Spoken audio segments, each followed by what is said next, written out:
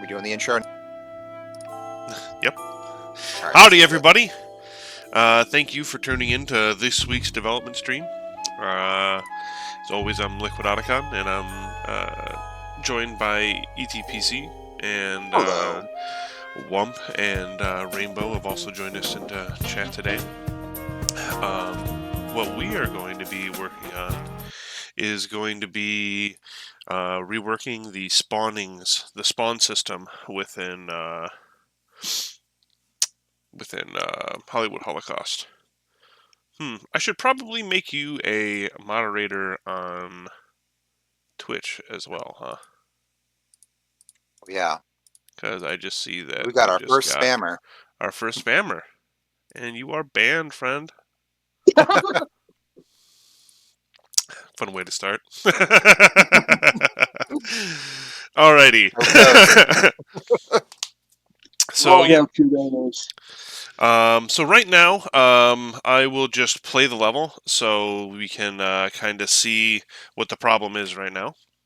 Hello, recruitment. I'm saying that right. Just do this really quick.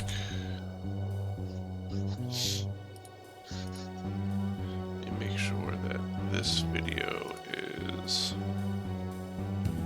Oh, they're the hilarious and controversial plutonium levels. Okay, so they do mention the comedy on the back. That's interesting. So they kind of... Yeah,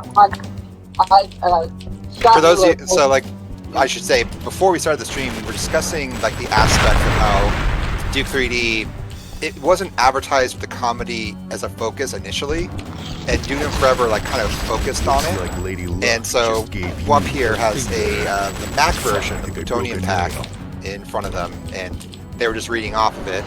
And they just mentioned that yeah, like they said, like there's a mention of humor, so that's super interesting. Yeah. Groovy. It said like the shiny orange one. And on the back of it, it mentions the comedy. I'm going to pull that up real quick and read it off. Because you're right, it is interesting that the initial advertising for Duke 3D had no mention whatsoever of the humor.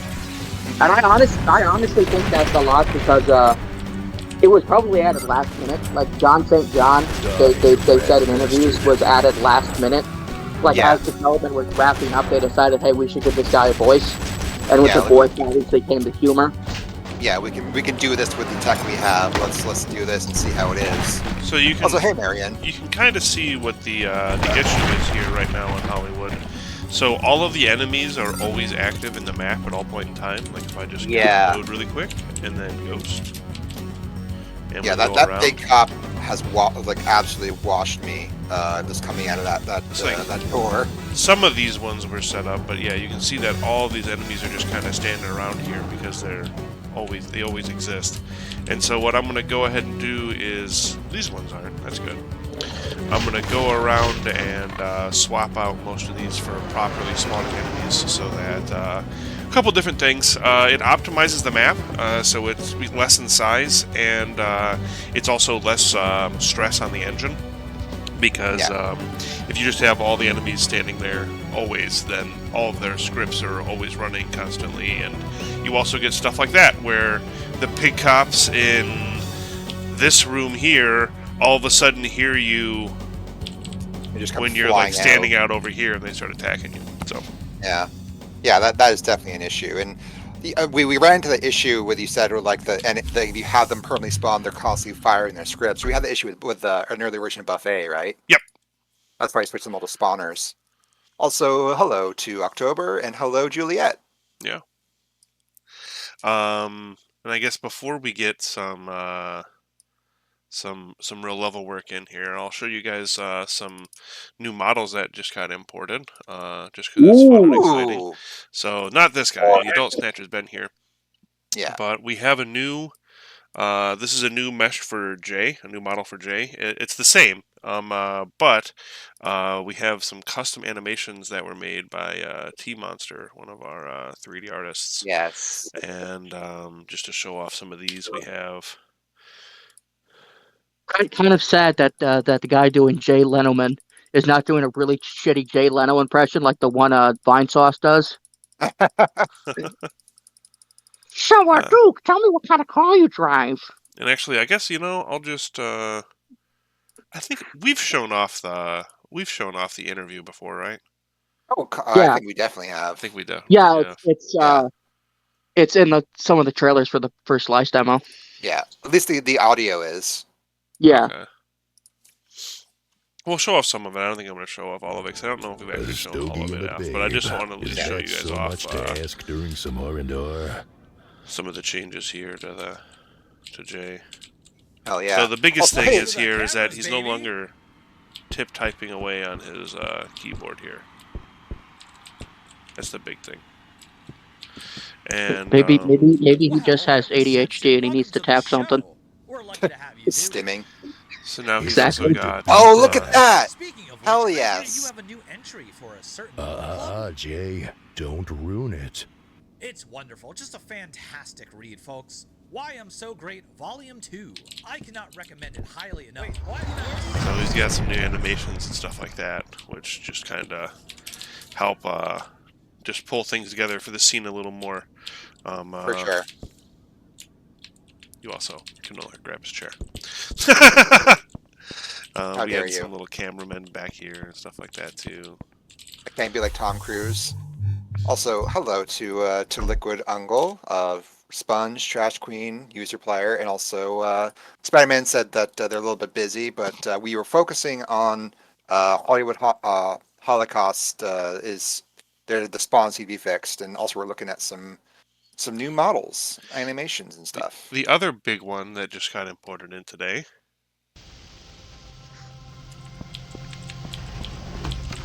Yeah, Rainbow, we accommodate for that, for just like getting up and just fucking leaving. Keep pressure on the wound.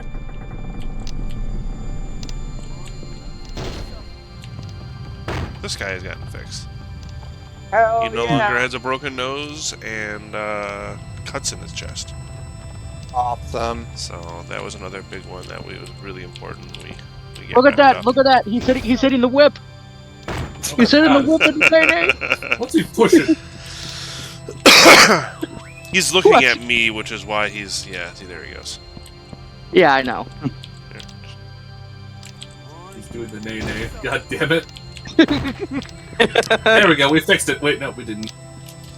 Is it Nay post 2003? Are we okay? We gotta fix that shit. Delay the release. Ah, fuck. Delay. Reference Right too now! old. We got 12 more years, I think, before the Nene became a thing. My family nickname is Nene, and they antagonized me with that song, or they used to when it was big. It's like Nene, they named the song after you. My that's what my nieces call me. So I can relate. Wow. What is with this nay-nay thing going on? What the hell? Yeah. You missed it. You missed it. The dude inside of the Lady Killer Casino was whipping that mean Nene. Okay, so let's see. He's all- already on all- a spawner. He's not. He is. It looks like some of this was already done, just not all of it. Some alternate dimension, there's a Duke game where Duke has dance battles with his enemies. Like, instead of punching a pig cop in the face or something, he just starts doing the... What the fuck? That is cursed! Oh, my bad. I forgot to enable the overlay too, so now you guys can see Someone's got to who's ban this talking, man. and you can also see Twitch chat now. So those guys are set up properly. Those guys are set up properly. It looks like the pig cops aren't, and I think that's mostly because when the pig cops got put in, we didn't have pig cops working. Oh, that's weird. Right. Oh. Huh. Why is there an Oh, EDF soldier EDF there? right there? Yeah, what's going on over here? Is it like a dead body? I mean, I don't think so. And I'll put him back really quick. I think it's just a. Did you manage to fix the hole appearing when you blow the hole in the movie screen? Like how it like reappears? No. Dang. Okay. I should mess with that today, though. It's fun. It's just so funny that it was a bug in Duke 3D, and now it's a bug here. Yeah. The import process was too good. Was too good, yeah. Yeah, I don't know. This is just some random soldier. That's weird. And like, Watch it I like don't think if you he's delete actually him, it there. just okay. Watch if you delete him, it just like breaks the map forever. Yeah, right. It doesn't. I bet you. Load bearing corpse. I mean, he's most likely a placeholder from when before the. Yeah, he's not here. Okay, interesting. Strange. That lighting effect in the arcade's pretty cool. Yeah, it's this disco Oh, ball yeah. up here. It's replaced by a health drink? No, the health drink was already there in the editor. Interesting.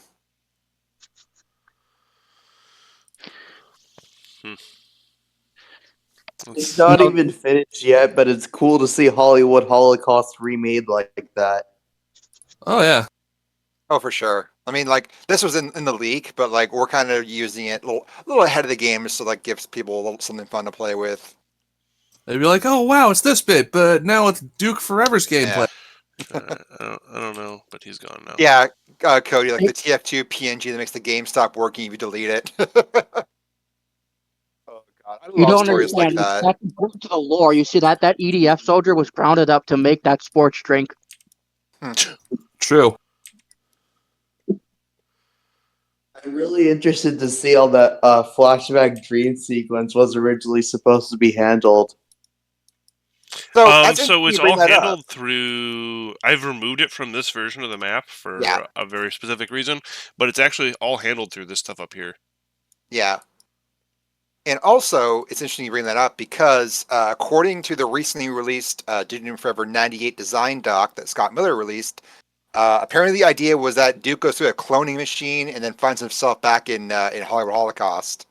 So that, I guess, cloning was an aspect of DNF 98, but then we also, there's aspects of like, because was Nega Duke in 2001 at this point? I don't remember. Yeah. See, but the thing is, he must have come shortly afterwards because the Yeah. renders that we have of the model are of the quality of this Duke model. Exactly. So I think that, like, yeah, he does belong in here for sure. Since new animations can be made, is there progress in Tesla Raptor dying animations? Are we allowed to talk about that stuff? Talk about Talk what about kind of what? stuff? You know, the Tesla Raptor. Well, I What mean, it's about just an It's in the league. entity in the game. Yeah. Oh, yeah, okay, never mind. Yeah, it's not something we made or anything like that. Yeah. I assume because Tesla Raptor is probably like not in Chapter 1, there probably hasn't been a ton of work done on those, but I No. could be wrong. Yeah. Most of the time, if it's not in Chapter 1, you're probably not going to see a whole lot of work done on it in the first slice. Yeah. Like we are hyper focused on this specific slice of the game. But even as of right now, some of the level designers are starting to take a look at the stuff further on, and we are basically waiting for this to release so we can eagerly start working on the next bit. For sure, for sure. There's You guys this, can have a lot of fun with this shit. What was that? There's this joke in a Duke Nukem Zero Hour that I think would go really well with DNF, given the whole gambling thing. He goes up to like an empty blackjack table, and you press the interact button, and he says, "Don't have time to play with myself."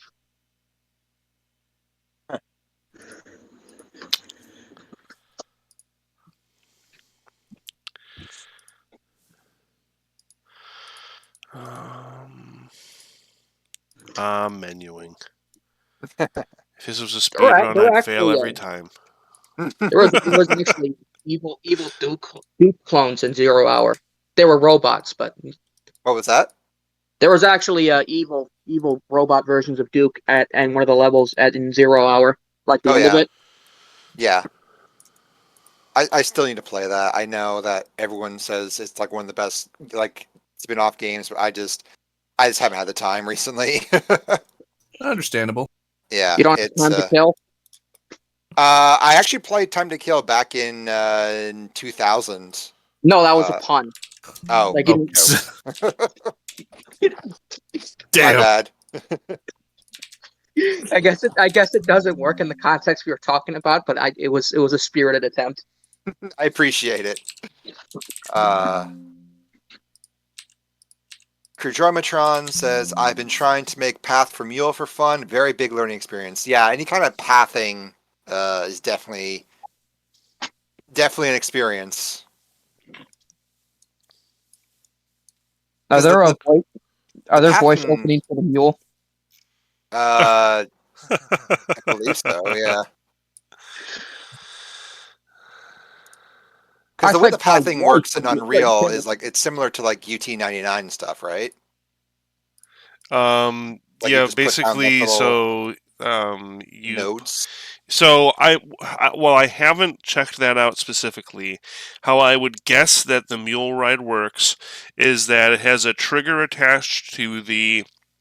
It has a trigger that is a look, use, and proximity trigger to the mule, and then there is a mount trigger and a path attached trigger and a series of interpolation points that bring the donkey along with you attached to it. Interesting. I haven't looked at it, but that is my gut. Okay, that would make sense. Juliet mentions it's surreal to watch you work on this version of the first level since I'm playing Duke 3D for the first time right now. Man. Yeah, I've been chatting with her about that and her thoughts on it. You enjoying it? I'm actually a newer player of Duke 3D as well, slowly making my way through it because I'm terrible at FPS games. Oh yeah. It's always nice to feel playing Duke 3D for the first time. I really enjoy it though.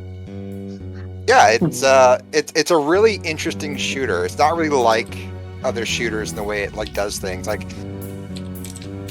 I really do think they were going for something more akin to, like, you know, an immersive simulation, but like without the finer points of what that genre is about. Yeah, Juliet's a huge Blood fan, so it's not unfamiliar territory in a lot of ways. Yeah, for sure. Like, it's just so much more of a reactive game in a really interesting way. I must have this backwards. Like, It's much more dynamic than other games at the time. yeah, like a firefight in Duke versus a firefight in Doom. Like, a firefight in Duke leaves like broken glass, blown up walls, like, you know, blood on the walls. Like, there's so many Enemies more. coming out of exploding walls too. Yeah, and like that's by no means am I besmirching Doom. Doom is like one of the greatest games ever made. Like, I still play it to this day, and like I have friends who are still making like Doom maps and mods. But like it's interesting comparing the two, because like also at the same time that because of the reactivity of the levels, like when you compare Duke 3D's levels to like the quality of Doom levels at the time, like a good friend of mine pointed this out, was like the Duke's levels are actually pretty damn simple, and like that's probably because, you know, of the whole like frame rate sucks thing that Broussard did, where you like went through every map, and if it doesn't like meet the desired frame rate, they like cut huge bits of it, which is like, you know, that's just game development. But it is interesting to see how much more like simple the layouts are compared to Doom maps, except for like the level over level stuff. Yeah, Duke's levels are far more interactive than Quake's, for absolutely sure. Yeah, Quake. I love I Quake. think the more simpler layouts work to the game's service actually. Oh yeah, absolutely. Like it was the right call. Like, I know that like Broussard said, or someone said, like originally Hollywood Holocaust was like much more bigger. It had like a bank across the street, and there were other buildings you could enter. But like, you know, That was Alan Blum in the World Tour interviews, and we Yeah. actually have, I think, the original map layout somewhere. I've seen Yeah. it online. but like at the same time, I think making it simpler was the right call, because like it's just such a killer opening to the game. Yeah, like Juliet says, they're both more advanced than Doom in different ways. And then what's interesting is that you're starting to see, like, over the past like handful of years, like Doom mods are trying to approximate like build reactivity using like Z script and stuff, which is always super cool to see. So you got like GZ Doom has gotten pretty good. oh yeah, GZ Doom is very powerful. Like but I'm talking like Wish it was better optimized though. yeah, I mean like GZ Doom is great for playing anything but Doom. what's your guys' thoughts on the canceled Duke 3D Reloaded next gen remake? I personally wasn't thrilled by what I saw. It seemed pretty Rise mediocre. of the Triad remake wasn't a good sign, I'd say, for what I it was mean, going to be like. the thing about Rise of Triad though is that like it needs to be appreciated for like how it basically kickstarted True. like the retro shooter like revolution. So I don't think that Rise of Triad is a bad Actually, game. I think it's a like it's not that game bad loop. actually, but I like enjoy it. Yeah, it just has a lot of problems. I'm saying that like Rise of the Triad is much simpler than Duke Nukem 3D. Oh yeah, for sure.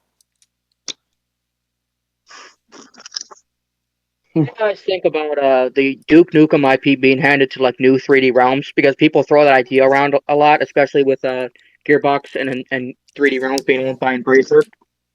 I don't know. I mean, like I don't care for it either, and I can see it being like a big shitstorm online because there are like a large sect of people that don't like new 3D Realms. like here's the thing, like 3D Realms isn't 3D Realms. Like they're a Danish company. Like they just own the name 3D Realms. So like even if 3D Realms was to get it, it's not like it's really there. 3D It's like Realms, yeah. It's not like it's really 3D Realms getting to make Duke Nukem again. yeah, like technically it makes sense for Duke to be with Gearbox because Duke 3D developers are at Gearbox. Like you could look at Moby Games and like look at Duke 3D credits and then see like there's some of them who are still working at like fucking on Borderlands games. Like John Anderson, who worked on Duke Nukem Forever, he's literally credited on Tiny Tina's Wonderlands as a level designer. Yeah, Plus, Juliet, like plus like- if they wanted to, they could actually probably just license out Duke anyways if Gearbox is willing. yeah, that would be ideal because I mean, like they, the whole Embracer group of companies, like I don't really see a reason other than like ironically enough, ego to not license it out. Like I would love to see 3D Realms play with Duke, like their internal teams, because Don't they like have enough Phantom Sonic Fury ready looks for really Unity? really good. Like I'm super excited for that game. Turbo Overkill looks pretty good too. Turbo Oh, Overkill yeah. is really good. I need to check that out. I've been meaning to. It's Wouldn't Uh, surprise me if Phantom Fury actually does end up referencing Duke at points. I mean, they're I probably mean, gonna. look at the trailer. Oh yeah, I mean they're not hiding the fact that they're inspired by DNF 2001, but like Good. That's a good thing, I'd say. oh absolutely, like I'm super excited for that, and yeah, Juliet, she mentions that like there's been about The 10 different art companies style called looks Atari really over the years. interesting. Yeah, yeah. That's a good point. Yeah, it just sometimes, but I mean, and it makes sense too, right? Because I just bought Atari. You know what I mean? Like you have Yeah. like you're able to now sell that name even though it's not yours. It makes sense. exactly. And it's honestly as good as some of the stuff that 3D Realms current has been making. Like that Mhm. is definitely like the kind of situation it is sometimes. And I think that's why Scott has so much of a like drive to make sure that he comments on every Twitter post that Yeah, that's not the real Scott, 3D Realms. yeah. Scott's Twitter account is very interesting. Like he's posting some awesome shit, but then he's just like, yeah. I really I like get it. replied with a crying emoji Yeah. to like Joe Siegler tweeting about like a Star Trek actor's death, and I just need to tell him, Scott, I know you're new to like this online thing. Please let me help you. You don't tweet an emoji to an announcement of somebody's death. Jesus Christ. Oh no. Crying emoji. Yes, the new Apogee is run by Scott, and I have actually heard that Apogee is like actually super nice to work with. Like I have friends who like are working. It's on really projects interesting. associated It's with them. really interesting they're brought back as the publisher they were basically. Yeah, like going back to like how they used to be. So like, and like, again, like I've heard just like they're just beautiful to work with. Plus, Rise of the Triad Ludicrous Edition makes me excited for potential yeah. remasters of their older games. Oh yeah, no, I like. I'm super excited for that edition. I mean, I like Night Dive, New Blood, Apogee all working together. Like, fucking, where do I sign? It'd probably never ever happen, but it'd be cool to have re-releases of the first two Duke games. That'd be fun. I'd Yeah. love to have like a really nice like archival quality version of Duke 1, 2, and 3. Like, Closest there is Rigel engine for Duke 2, I guess. yeah, Which is really good. Like, yeah, it's super Yes, good. it is. Grzoni says, would it be possible to play Hollywood in the first slice as a multiplayer map? Yeah, Do we that's have the one plan. response? Yeah, okay, then hell yeah, there you go. Yep. I will say that, like, I remember back in the day, like, Randy was talking about how they had plans to, like, release, like, all the Duke stuff, all the expansions, and, like, even, like, I don't know if you mentioned console ports, and then also include the Duke Nukem Forever stuff as, like, a little bonus. Like, I know people gave him shit for that, but, like, I don't know. I think still like think a really, yeah, like a really awesome, like, well-made collection of all the Duke stuff, like, playable everywhere. Like, I'd pay. Feels like there's Up been for that. it feels like there's been a bunch of those canceled collections already. Oh yeah, I mean, what was the thing that Terminex is working on? Was that the Hail to the King collection? Like, Yep, that was that was a collection that was being worked on before. Oh yeah, that sounded amazing. yeah, and then some stuff happened between them and Gearbox, and yeah, there was some drama involved, but it sounded awesome. Like, I still think that idea is a killer idea of just having this big, huge collection, and if they can throw in console Isn't that games- where Brandon's grab bag arrangement it originated from too? I believe so. Yeah, Legacy of Grab Bag was for the Hail the King collection. Man, that's so good. That's a good grab bag. I mean, my personal favorite's always going to be the Captain Meat Shield cover grab bag. That's Yeah. fucking slapping. But I need to check that out. Those who don't know, we actually have Brandon Bloom on our team in charge of music. Yeah, I've heard. Good, very good. That's awesome. Mm-hmm. He's popped in the stream a few times. Mm-hmm. Oh yeah. Family Jewels version of Grab Bag. I have I not heard posted that. I posted some of his work in the Duke Media channel on the Discord. Yeah, he does. It does incredible work. Really, Like he did a excited. really interesting Master System style cover of Stalker, the first level theme from Duke 3D. Yeah, I'm really excited to see what he does for Duke Nukem Forever. Like, it's super exciting. I'm really interested to see how what the people working on the music team contribute, because that sounds cool. Mm-hmm.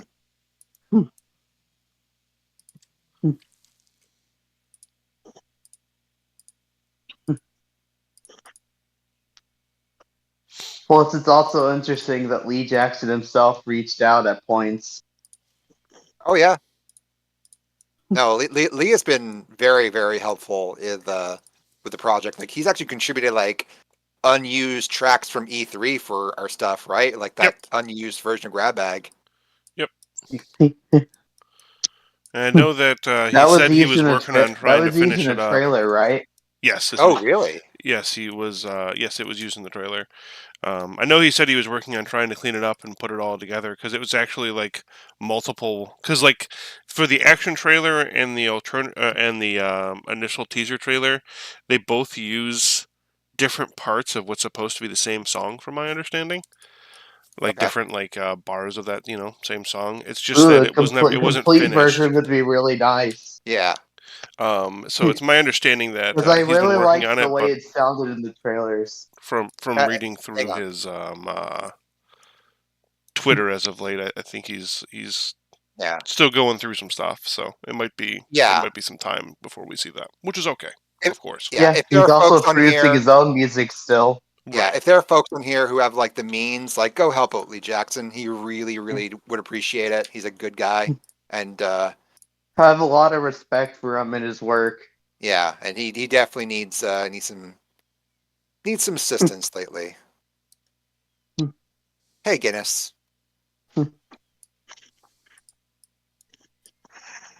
Anyways, I posted that grab bag cover for the person that asked.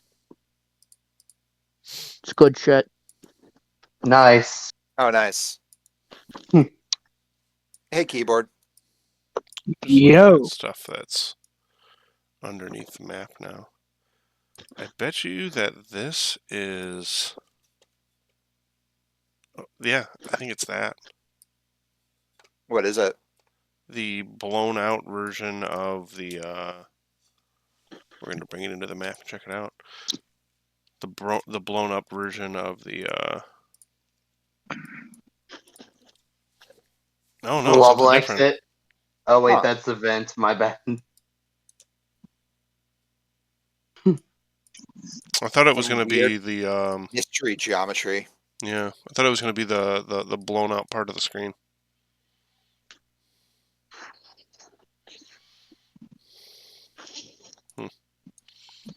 Well, either way. You know, Dylan's voice actor returned in Tiny Tina's Wonderland. I'm Huh. not surprised. Hiro Miyamoto's voice actor is in Tiny Tina's Wonderland. It's like there's a weird amount of like old FPS people in that game. Hey, Vinicius. Probably because it's just Texas, like that area of Texas and game development. Oh yeah, the DFW era. Yeah, the DFW area is rich with people who worked on old FPS. Just to make sure that rebuild doesn't mess anything up. It used to be based out there, right? Oh yeah, everyone. Like that was the place to be, because like that, the thing is that like that's where Origin was, and like all those like old retro FPS studios, like they all owe their existence to Origin basically. Like it's kind of ridiculous how much Origin like was huge for that area. As much as like Looking Glass was huge for like the Massachusetts area. System Shock. Yeah, like That's what I was thinking of the Looking moment Glass. you mentioned. That was Yeah, what I thought of the moment you mentioned Origin and Looking Glass. Yeah, Looking Glass was like huge in terms of like seeding that area for talent, because when they exploded, like all those people then started their own studios, you know. Yeah, October. Yeah. Dylan's voice actor wasn't the issue. It was Dylan's like character. Like Dylan's voice actor actually put in a pretty decent performance. Plus, honestly. another thing with during that time is that it and Apogee had a lot of connections. Oh yeah, for sure. Guinness says, "What you gonna do with the mining cart map? I tried it yesterday, and it would be a lot of imagining to recreate it because it repeats after 40 seconds. Same for the mule ride. We'll get there. I mean, that's pretty far off. Like we're really hyper focused on chapter 1 at the moment, and like we're super close. And after that, we're gonna move on to chapter 2. We're just kind of working like a linear kind of direction. Do not be afraid to say the 3 words. No shame in it. Come on. You know what to say. No, When I'm it's not gonna say done. it because it's not true. There will We be have a something release date. coming. Yeah. We have a release date for you guys. We just haven't given it publicly. Yep. Because we want to make sure that everything is 100%. Uh-huh. No, let's talk about the minecart level, not the first step. Not the Oh first yeah, stage. no. I mean, like that stuff is going to be like this project's going to take like 2 years minimum, I think, which is like that's what we signed on for. And that's only if things align perfectly. I don't know. I mean, like I think it's going to happen regardless. I think there's enough like motion and inertia with this project that like I think it's just going to happen. Yeah, there's like progress in 8 months, and some projects don't see in years. Exactly. And like, yes, we're building on like a foundation that was already there and like using already pre-made assets, but we're also adding in just a ton of stuff. Oh yeah. So one of the nice things that the levels aren't going to be touched up, but except for maybe like one of them I can think of immediately right off the top of my head. But the plan is to allow you guys to also play the original leak alongside of our change, like alongside the restoration project, and so That's nice. you'll really be able to see the changes. Like I don't know, even just making some of the comparison videos back in July. The difference between then and now, and the difference between then and the leak was crazy. And so the difference between now and the leak is like even more so. Can I? So you're gonna interject? keep the Bikini Atoll build updated basically as development goes along.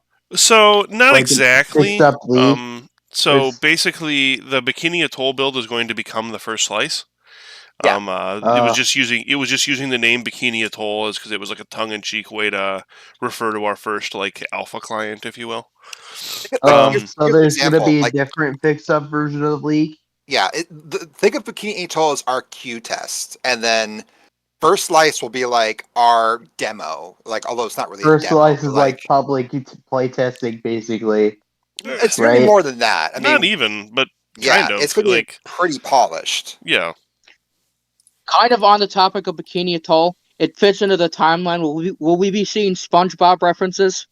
There Do aren't we any have a yes, water but there section? definitely will be. Because Yeah. SpongeBob is love and I'm SpongeBob thinking of is it life. immediately. Put a And I mean, pineapple. Put a I'm sure pineapple next everyone grew to up on it. So Oh I'm yeah, sorry. absolutely. pineapple in the shark section in the Lady Killer Casino, like when you're in the buffet. That'd be fun. Put a pineapple or Yeah. rocket on the tiki head. Just have a sponge next to a star. Like, Right. I think jokes are better when you don't call attention to them and you just kind of you can just see them go, ah, you know what I mean? Yeah, for sure. Rainbow If I says can interrupt. one second. Rainbow says it ends in the bridge, like talking about the mule ride. It ends in this bridge thing that probably would fall like in 2011. The mule ride is basically the same thing. I imagine the first heat wave level had you get explosives to blow up a boulder that blocked the path of the stable thing with the mule. Duke gets on the mule and rides it until the end of the level to the discovery in the desert level. That would make sense, yeah. Yeah.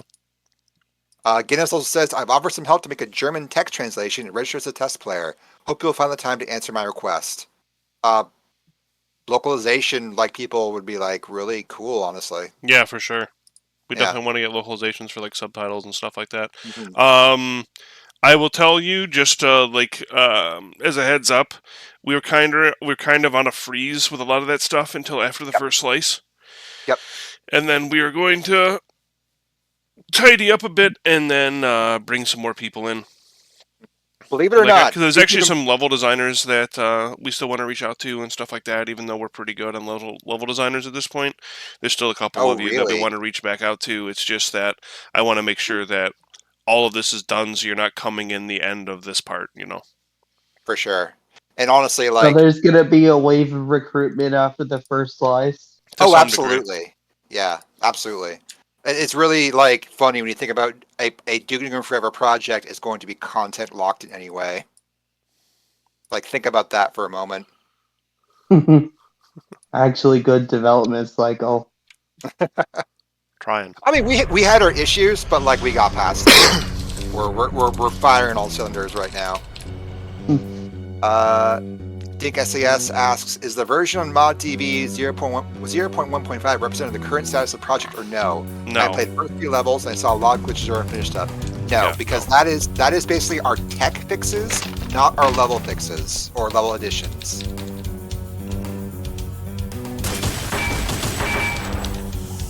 I know I can make the The pick oppable. I don't understand. Yeah, no. foundation of Sorry, go on. No, you're fine. no. You've been trying for a minute, so go ahead. Yeah, go ahead. I'm not trying to do a whole barbarian at the gates thing. No, you're No fine, worries. man. It's not like that. Go No, for it, I was man. just making Yeah. I was just being a wise ass. Yeah. Fair enough. Most people underestimate what we have here. Yes, it's unfinished. Yes, there was a lot of problems. But for a development view, because I can thoroughly speak on this, there is a foundation here that is rock solid. Mm-hmm. Because Yep. for how I do my development, I start with conception first, followed by art design, followed by gray boxing. Yep. To map out the level so I don't blow my budget on assets that I won't need. And we've already have boxes 1 and 2 checked for a lot of the levels. Yep. So all that's left is to finish the game. Yeah, pretty much. I mean, like, we're still making a lot of like under the hood changes and stuff. Like, there's still a lot of work to be done there. But like, yeah, like we will have something that people can play and feel like this is a stable reflection of where the project is at and our intentions, like in the near future. Right. Yeah, in the near future. I'm tapping my nose. Yeah. Because yes, tech problems are ugly, and Mhm. translating of translating animations from vertex base to skeletal base isn't fun. But that's a lot compared to trying to build a brand new game from scratch. Mhm. A lot easier. Absolutely.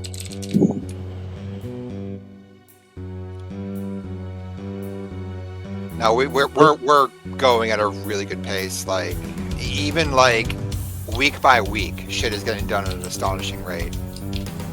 Because believe That's me, awesome. with my project, it's been what do you call it? Not easy to get past the art direction stage.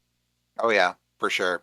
Speaking of art direction, Guinness asked, "Did you try to use the ENB renderer, which is compatible? It brings bum map textures to even Deus Ex One." I don't think the ENB look is what we're going forward 2001. I think Yeah. people are absolutely welcome to try it, but like ENB stuff, Street Effect stuff, really kind of damages. In my opinion, it can really damage like the intended look and feel of a game. Can I be blunt? Sure, go for it. I think it looks ugly. It can. It Sometimes it can, looks good. absolutely. Yeah. Sometimes some of those presets people make are pretty crazy. There's some great ones for New Vegas that I love using, but Yeah. like there's also a lot of really ugly ones. Yeah. Hear me out, and I don't mean this as an insult to the people who do or people who make it. Okay. You're trying to shove HD features into a game that, by its very core, was never built with those HD features in mind. Yeah. Absolutely. Also, Guinness, we have like detailed textures in our game. Like we don't have to worry about bump mapping. And also like we're trying to keep it period appropriate, like all our tech. Like we don't want to shove like Well, you know bump ray mapping is still tracing in period here. appropriate. Yeah, I guess so. In fact, we actually have talked about doing that instead of detail mapping because some of our Isn't people there don't like the some detail Unreal mapping. 1 games that used it Is bump already? mapping easier? I don't know if it's easier or not. It's not Okay. my Did it expertise Unreal necessarily. actually use bump maps at some point, or am Yes. I Yeah. misremembering? Yep, it does. And in fact, I think old Unreal does too. The Oh, yeah. community update. Oh yeah, you can. I play through Unreal with bump mapping, and like it looks pretty good. Like all the Here's a SBTC textures. How I played Unreal and Deus Ex was when was with Kintai's DX10 renderer.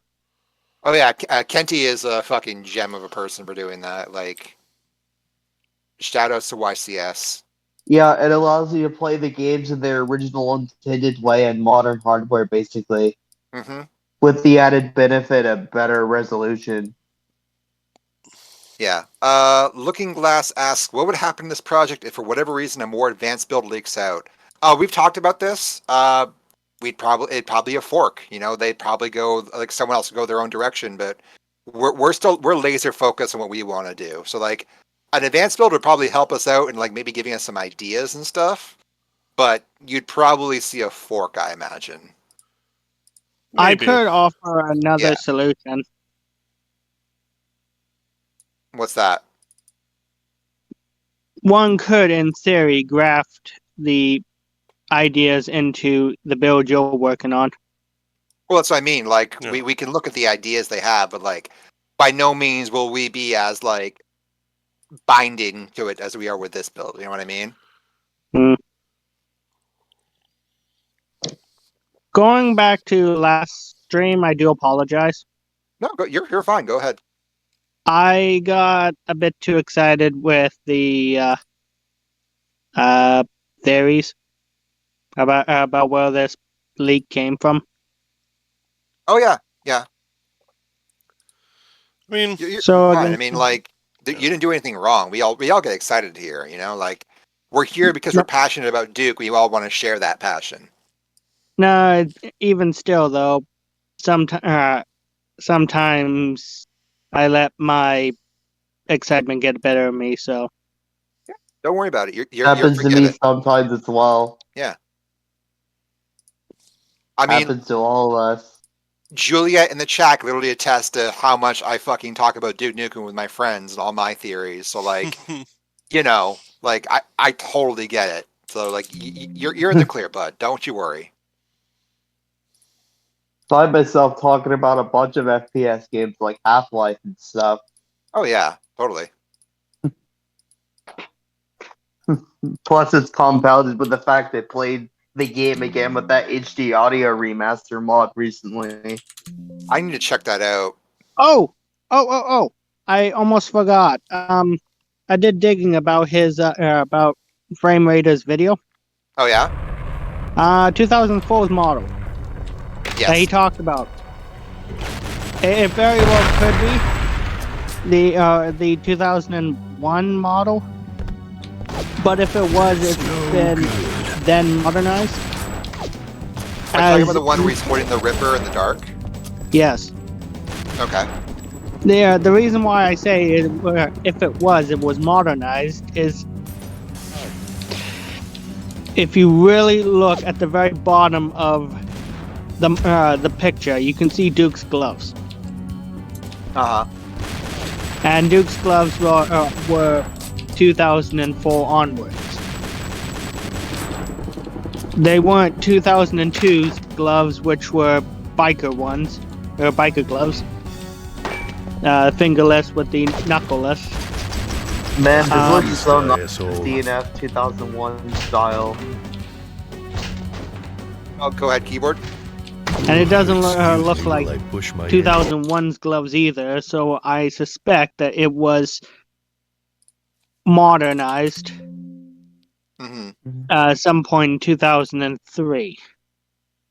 Secondly, when in 2006 video, when Duke's having the massive firefight with the two pig cops, one in each elevator, he is unsure whether or not what the noise in the background is. Oh, you're talking about when he was theorizing about it being like an emergency response thing? Yes. I listened to it long and hard, and I think I figured out what the message was. What's that? It was the guard behind him, shouting, "You're going to wish you were dead." Ruby. Oh, Yeah, it does kind of sound like a roboty kind of military voice. I agree with that. That's what I thought yeah. Looking Glass says, "Are you guys hyped about Fury Games promising?" I'm very excited for that. I think that game looks super sick. Yeah, Guinness. By 2003, they had a much more Doom 3 styled renderer, and you know that was kind of one of the big issues was they just stopped iterating on the graphics, and also the gameplay and everything. But primarily, like the visuals were what like leadership. It seems like they were scared of becoming I'll buy this obsolete for or something. $1. Yeah. Well, I mean, like, so like in the Doom World thread, we were talking about Shadow Warrior sales, and like Shadow Warrior 97, which was like the game that like pushed build to its absolute limits, sold by 2002 only 115,000 copies. And Duke Nukem 3D sold like, what was it? Hang on. It would have been 1.25 million by 2002. So That's about what I figured. yeah, and then even Lee Jackson stopped into the thread and he said, and I quote, "I got paid direct royalties based on the sales of Shadow Warrior 97, and while I can't speak to any specific numbers, I can say this. I was not thrilled with my checks beyond the first one. Even the first one, in retrospect, was not mind-blowing. Gather from that what you will." Have it up So, your ass. Shadow Warrior being a huge bomb. And Future Time has actually speculated about this, and I think it was Duke 4. Because Shadow Warrior was such a bomb, I think it scared Broussard to thinking that if you don't have the best graphics, your game is going to bomb. That, I think, is what happened. That's what I think broke it. He isn't entirely wrong. that is where the market went. Yeah. But at the same time, it's like you have to eventually say, okay, your graphics are good enough, and like Excuse me while I move push on with my your game, entrails right? back Like in. you have to design with what you have. You can't just keep iterating. It wasn't just the graphics. They were. Dance. They didn't know what they were. For 14 years, they didn't know what they were doing. So the whole modernizing Dang, there's a graphics. riot shield. I would interject. I think they knew what they were doing. I think leadership did. I meant just leadership and everything, and Yeah. this I was don't a want to just multi. besmirch the actual Professional. workers. Don't try this. This at wasn't school. this was a multi-part disaster. Yes. Because point blank, if I was at the helm, I'd push hard for a 2000 late 2002 release. I mean, Double, they, even triple the staff. Sorry for cutting you off. yeah. I'd I mean, say like, that if DNF they- continued on the track and it was in 2001, it was probably going to have a mid-2003 release. and that would have been perfect because if you look at the releases of FPS in 2003, like all the biggest You ain't ones seen was the nothing first Call of yet. Duty and Soldier of Fortune 2, and so like those games did not even touch the niche that Duke This Nukem would is- have been in. If it Oh. was 2003, And also to build on your point, Keyboard, one second, they were planning on getting Dual Extreme, like they had the contracts ready to go, and then George killed it for reasons. hypothetically speaking, if the target plan was in 2002, for whatever reason, Right. I would have still Seen gone with nothing the yet. ray trace, the Doom 3 lighting. You wouldn't have hit the project in time then. No. If 2002 was a Right. bust, end of 2002 was a bust, Right. I would have just hit it with the 2003 renderer, Mhm. rapidly modernize the graphics best I could, and kick it out the door by 2003. Yeah, I mean, I think that, I don't know. I don't think that would have been viable. I think that, like, if they shipped with the renderer they have in 2001 and this, like, just had this, like, this would have been totally fine in 2003. Like, I think this would have been looked very handsome for that time. Would have been, like, crushed by 2004? Yeah, absolutely. But, like, you can't just keep thinking, like, well, we gotta look better than the next game, you know? Like, eventually you realize you just can't keep up with that, because, like, you know, imagine if, like, New Blood also decided that our games should look as good as Modern Warfare 2, you know? Like, they'd never come out, ever. Because you just can't design and develop at that scale unless you have, like, the power of a, like, just gargantuan workforce. So if 3D Realms was to, like, do their big thing, like, we're going to ship in 2004, 2003 with the, like, the Doom 3 renderer, yeah, you're right, they would have needed to staff up in a huge way, but they clearly didn't want to do that, because, let's be honest here, they were fucking cheap. If I'm to be all honest, though, it should never have even gone to 2001. You think they should have shipped, like, the 98 version? I Because, I mean, like, By we don't even know what the 2000 state of that was. Right. by 2001, the game was already in development for 3 years. Okay, but we know what it was like in 2001, and I can tell Yeah. you that this wasn't it. Like, this wasn't, like, ready. Yeah. No. Just hear me out. Even by 2002. Hear me out. If I was head Okay. of the project, and I know I'm Commander hindsighting it, Mm-hmm. but I think it's understandable to say that a project this size, when they restarted, Mhm. they should have seriously bloated the team. But again, they didn't want to do that at all because, like, 3D Realms was cheap. They didn't pay well. They had like what was it? Profit sharing. Oh, Yeah, right. yeah. You were Oh, paid like really? shit, and then they promised you bonuses when the game released, but the game never fucking released.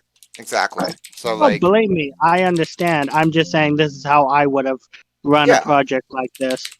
I mean, yeah, I mean, we can all do that for sure, but like, if we're They ever didn't. talking about reality, like that's just they wanted to do it. Like, I bet you there are workers there who exactly thought the same thing. Like, let's staff up, let's get this thing out the door. And again, like Miller has been on record saying they were talking to Digital Extremes and they were ready to go, and then yeah, there was it just got killed. And like he even said, like that's the moment Duke died is when George killed that contract.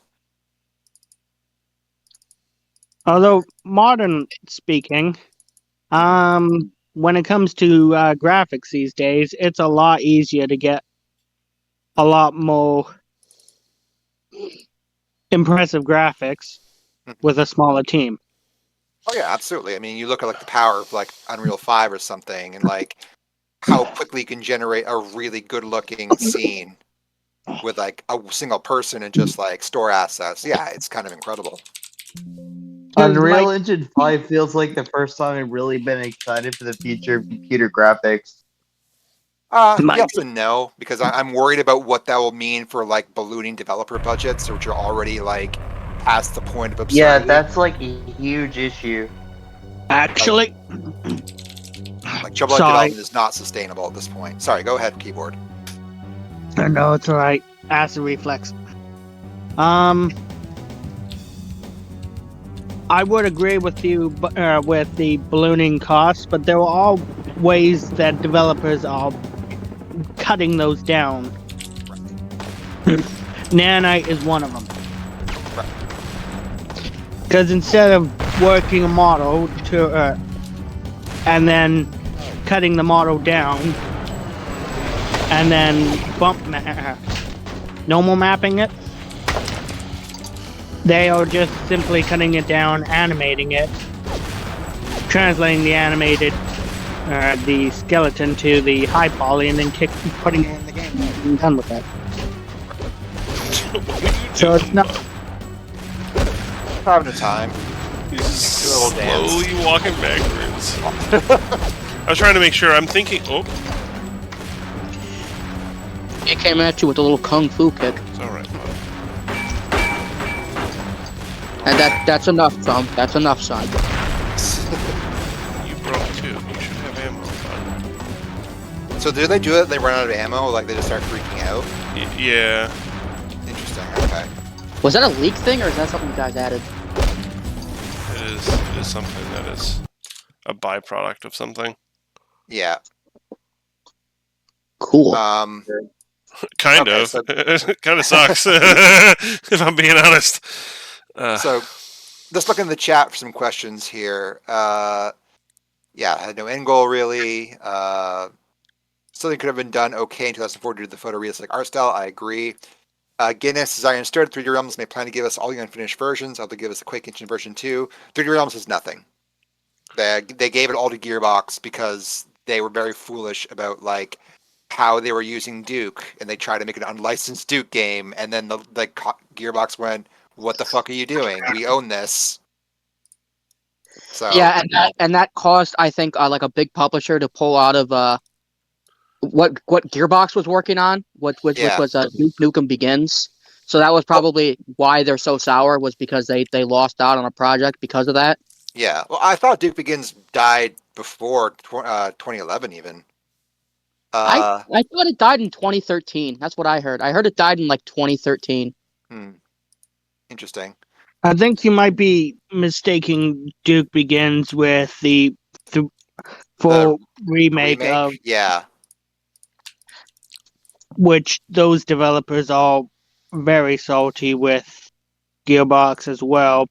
Yeah, because Not Gearbox for me said to get it wasn't into. good.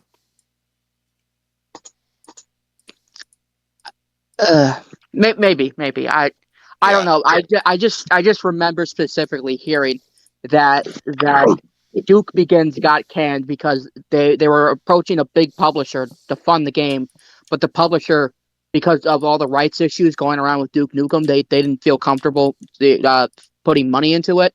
Well, that And probably then- would have been 2K, right? Because like Yeah, 2K, yeah. I think maybe. I can't see anyone else publishing Duke except for 2K at this point. Yeah, it probably was. And then I can't. and then there was that bit of contention with well, who really owns Duke Yeah, and that kind of sour things. yeah, for sure. And then that also killed our chances of 3D Realms like doing anything interesting with like all the development stuff for DNF because like they had big plans for that and even Duke 3D, and then they all just kind of died because again they made some very stupid decisions. Why the fuck didn't they not tell? Make this look What? good. Why I do you don't know. not tell somebody about that? I don't know. Like it was Why a do you very not very name your own character? Yep. I mean, I heard it's because like George said, well, you're buying our company. Well, now you own our character, and it's like, okay, well, yeah. So like someone lied to someone about something at some point. Okay, so Seven Granddad says, to be fair, there's also supposed to be an official releases build before, according to Randy. Yeah, that was what we talked about, like the big Duke Nukem collection.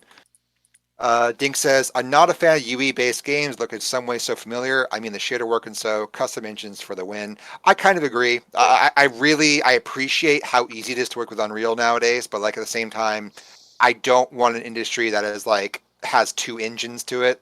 Like, I think when developers have their own engines, that like is more interesting to me because like that is Monopolization is bad. exactly like if we just have Unity Unreal Engine, then we're fucked. Like that's Can I not say a like good thing.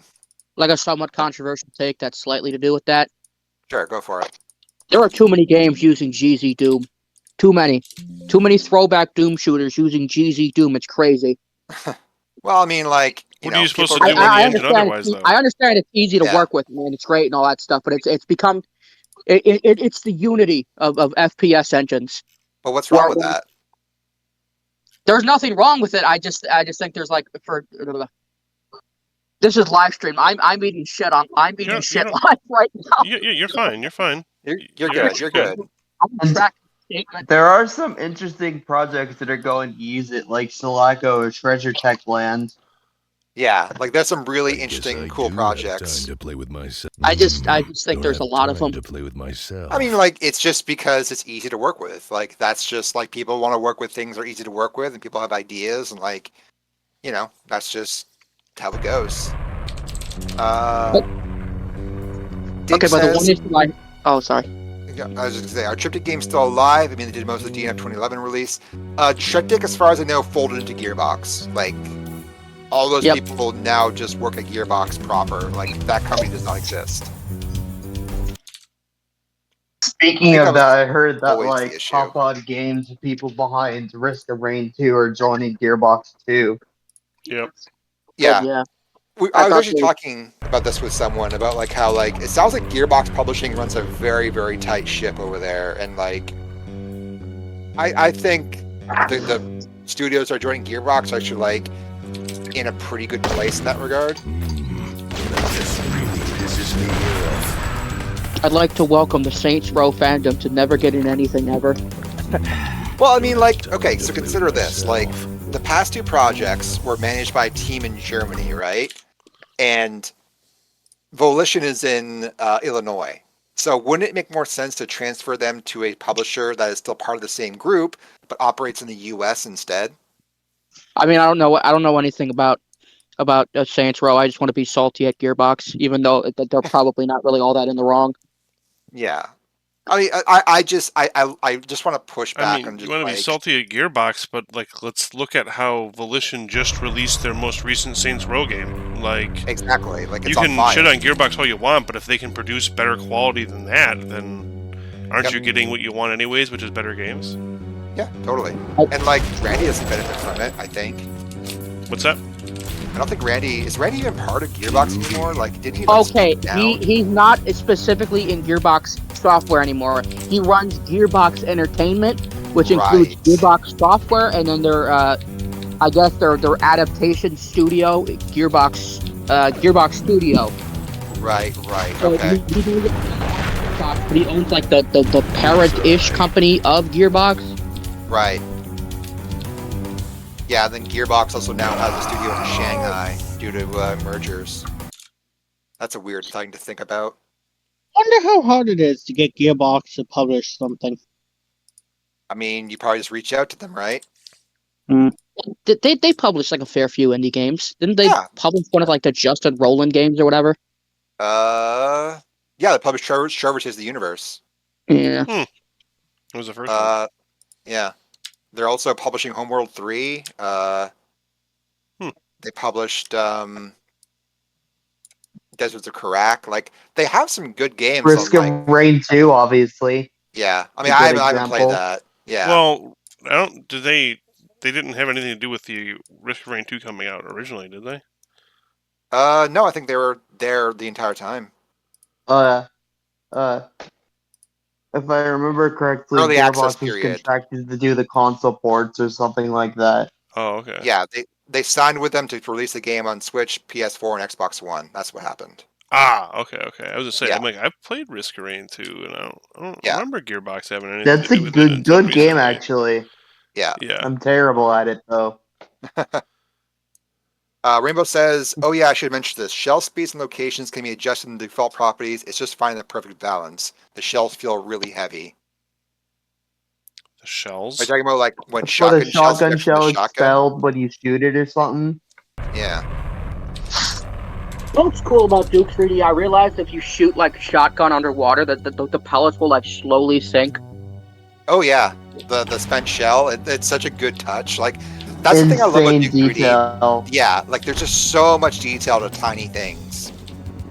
And, like they're clearly trying to do the same thing with DNF. It's just like again, they just didn't have the team for it. They didn't have like enough people. They didn't have like the right leadership. Like yeah, like they had some really cool things going. Even though they had those in DNF that would downright kill you. I like when developers put attention to minor details like that. Yeah, agreed.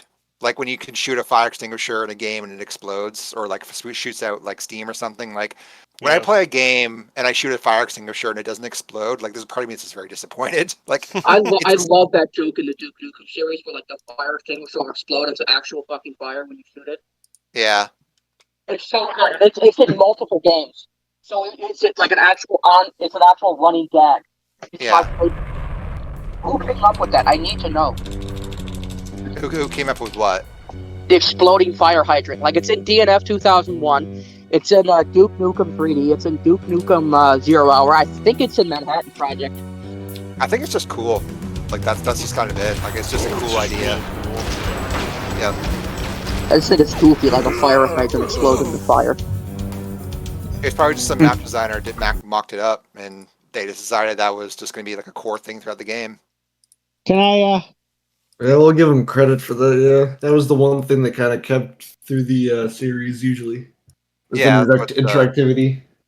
Yeah. A lot of their ideas were from Duke 3D was spontaneous. Yeah, For absolutely. instance, the infamous what do you call it? The infamous gag of Hollywood Holocaust, Mhm. where you open the where you open the bathroom stall and you see one alien on the toilet, was spontaneous from George Prasad. He laughingly joked how you should open the toilet and just be an alien pinching one off. Yeah. Yeah, because like you could do that. You could do that back then. You could very easily make those assets and just throw them in the game. But I think the issue was that like he was thinking that during the era of like 3D, and like you can't make assets as fast as you could in 2D. I mean, that was biting everybody in the ass back then. Like Totally, yeah. like Rare when they were working on the new Banjo when they were working on the game that eventually became Banjo-Kazooie Nuts and Bolts. Like that, the big thing amongst them was, okay, the industry is changing rapidly. We don't have the resources for this. We got to do something different. Yeah. No, like economics of the games industry inspire like development design in really interesting ways, and also sometimes really bad ways. I liked Nuts and Bolts. Yeah, Cool. Nuts and Bolts was great. It was. I I like wish it got a PC port because that 360 version, it can chug. It can chug real hard. You somewhat got your way with the Xbox One Oh yeah, Rare. port of it. Rare replay. That's true. Yeah, I keep meaning to get an Xbox Series X, but I just can't justify it because like I don't I really have have an intention to play new games on console because I have a PC. I have like 30 Xbox One games and like no actual console to play them on. Oh, because you just picked them up for cheap. Yeah, Nice. when you find Call of Duty Infinite Warfare for like $5. That's a pretty good price for that game. That game is pretty all right from what I hear. You Yeah, go, it's kind of like that. I'm gonna get one anyway. Oh, it still happens. What is happening? It's just this one window. Weird. I know I've been kind of like at it for a minute now, just kind of rebuilding No and coming worries. back in. But yeah, it's just this window. Like none of the other windows do this. There's nothing that's different about this window that's different about this window here. Oh, is Huh. this a separate version of Hollywood Holocaust than the one from the leak as a secret level? Maybe. I love the jank of old engines, right? No comment. No, I think we already have talked about it. Yeah, that is Yeah, what's going true, on true. here. Yeah, I like the jank of old engines, huh? Yeah, can't get enough of it. It is, after all, I need unfinished my tech. fix of jank. Although honestly, Gold Source is arguably more jankier. How so? Okay, now I just copied the Have you- literally the exact same window from right next to it. All right, let's do this. If there's engines I know about its jank, it would have to be Daikatana's Folk of the Quake 2 engine. Okay, but Daikatana has such good movement. Like compared to Quake 2's movement, which has this weird like lag to it, like Daikatana is so smooth. True, but if you ever looked at the animations, it just gets weird. Oh yeah, no, I mean, Because they try to impose some kind of making the character model solid, but yeah. every time it animates, you can literally see it deform. Oh yeah, this guy's got that jiggle, that Quake 2 jiggle. This has that Yeah, Quake 2 but jiggle too, if you look hard enough. Oh yeah, I see it in some of the weapon models we have. All of the weapon models. Oh really? More Yep. skeletal animations. Oh Yeah. jeez. All of the first person animations, even like Duke's hands and arms and stuff like that, all wiggle. Oh jeez. Because it doesn't use skeletal animations. It Yeah, I uses got Yeah, love it those uses vertex vertices. animations left over from Quake 2. Yep. Yeah. I don't Literally hate all Daikatana. games that have they use the Quake 2 engine have the same warping. Well, yeah, because what it is like it's vertex precision. Like, Yeah. I can best explain it like this. So instead of using a skeleton like a human skeleton to animate your character, you're basically trying to animate them in their skin, right. and the results are about as what you'd expect. Like if you look at the hand right now and like look at like the inside of the index finger and stuff like that, you can see it jiggle. Actually, Oh, yeah, if you yeah. look I at do the see it shotgun very itself slightly, too, yeah. if you look at the shotgun, the body of it's kind of like breathing a little bit too. Oh If- yeah, I yeah. see it, yeah, Oh, you do see it gosh. very, very slightly. It's very, very subtle. We do That's what- plan later on, like way after first slice, like at some point to get skeletal animations in there, right? Like that. Yes, yeah. No, What's wrong we with do that? have a plan to completely revamp all the first-person animations and stuff like that. It's Yeah. just We need animators. yeah, and also not the highest priority. Yeah, for sure. Like, That's what I was in reference to when I said translating vertex animations to the skeleton. Skeletal animations aren't fun. What's that now? Sorry, I was coughing and I had to take my headset off to try to dampen the sound. Though I'm sure it didn't work. I didn't hear it. Translating You're good. animation techniques blows between skeletal and vertex.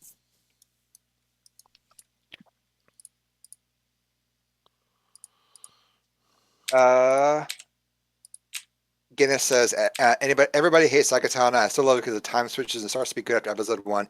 That Daikatana, it's an interesting failure. I really am fond of that game, despite it being kind of terrible. Like, because God, it is just trying so much. It is Yeah, trying John so Romero many new said it was things. his blessing in humility. Exactly. Although he still blames the team for it at some point, which is like, that's not a great look. John, come on. Can I do my hot take now? 1 second. I just want to answer one more question. Dink says, probably someone already asked, but what is expected of the demo / preview? Can we talk about that, Otacon? Like, what's going to be in the first slice? Yeah. So it is going to be all of Chapter 1, which is through the end of the Lady Killer. It's going to conclude a secret level. And oh, nice. This still uses the old textures. I kind of like the old textures on this map more. Yeah, the old build engine Is there going to textures. be multiple secret levels in the restoration project? In the restoration project as a whole, yes. In the first slice, no. Just one. Yeah. That's what I was asking about, like, as a whole. Yeah, as a whole, yep. Yeah, there's going to be multiple secret levels. Well, I don't want to ruin that part. We've had some really fun ideas. I cannot wait. The Chapter 2 secret is going to be the secret level is going to be really neat. Nice. I know you guys are probably like quite a ways away from being able to actually play that, but at the same time, Are it they is going to still be, just like, cool. more, like, fun, like, joke level ideas, basically, or something? No. Not really. So I would think it's going to be more like Doom 2016. Oh, Secret so levels. like remaking old stuff? In some cases, essentially? yes. In some cases, yeah. It would be fun, I'd imagine though. secret levels would also be a good place to put stuff you can't fit anywhere else. Yeah, right, absolutely. For sure. It would be fun, though, if we had secret levels that are a little bit more surprising than others. Right. They're definitely not all just I don't. Duke 3D levels. Yes, yeah. they're definitely not all just Duke 3D levels. And honestly, only really this one is set up right now. So, Yep. But there have been some rough work on some of the other secret levels. But otherwise, we're zipping our mouths. Yeah. So the what you're working on now is separate from the version of Hollywood Holocaust that will be featured in the flashback sequence. I mean, it'll most likely it will be the version that's using the flashback sequence eventually. Like, we're not going to do double work, but this is not the flashback sequence. It's just going to be a separate secret level too. No, not in the actual final game. It's only a secret level for the demo. Yeah. Okay. I was just wondering because I noticed that it was a bit confusing. Dink, we're going to be announcing the demo release pretty soon. That's nice. But otherwise, mouth is zipped. Just cover up all that. It's gonna be released on ModDB, right? Yes. Oh yeah. Ready for a hot take? Sure. Go ahead. I prefer to play Daikatana over Quake 2. Huh. I've had a really hard time getting into either of them. Okay, asterisk time with the 1.3 patch. Yeah, I know the patch course, for yeah. Daikatana makes it much more palatable, but yeah, I've had a hard time getting into either of them personally.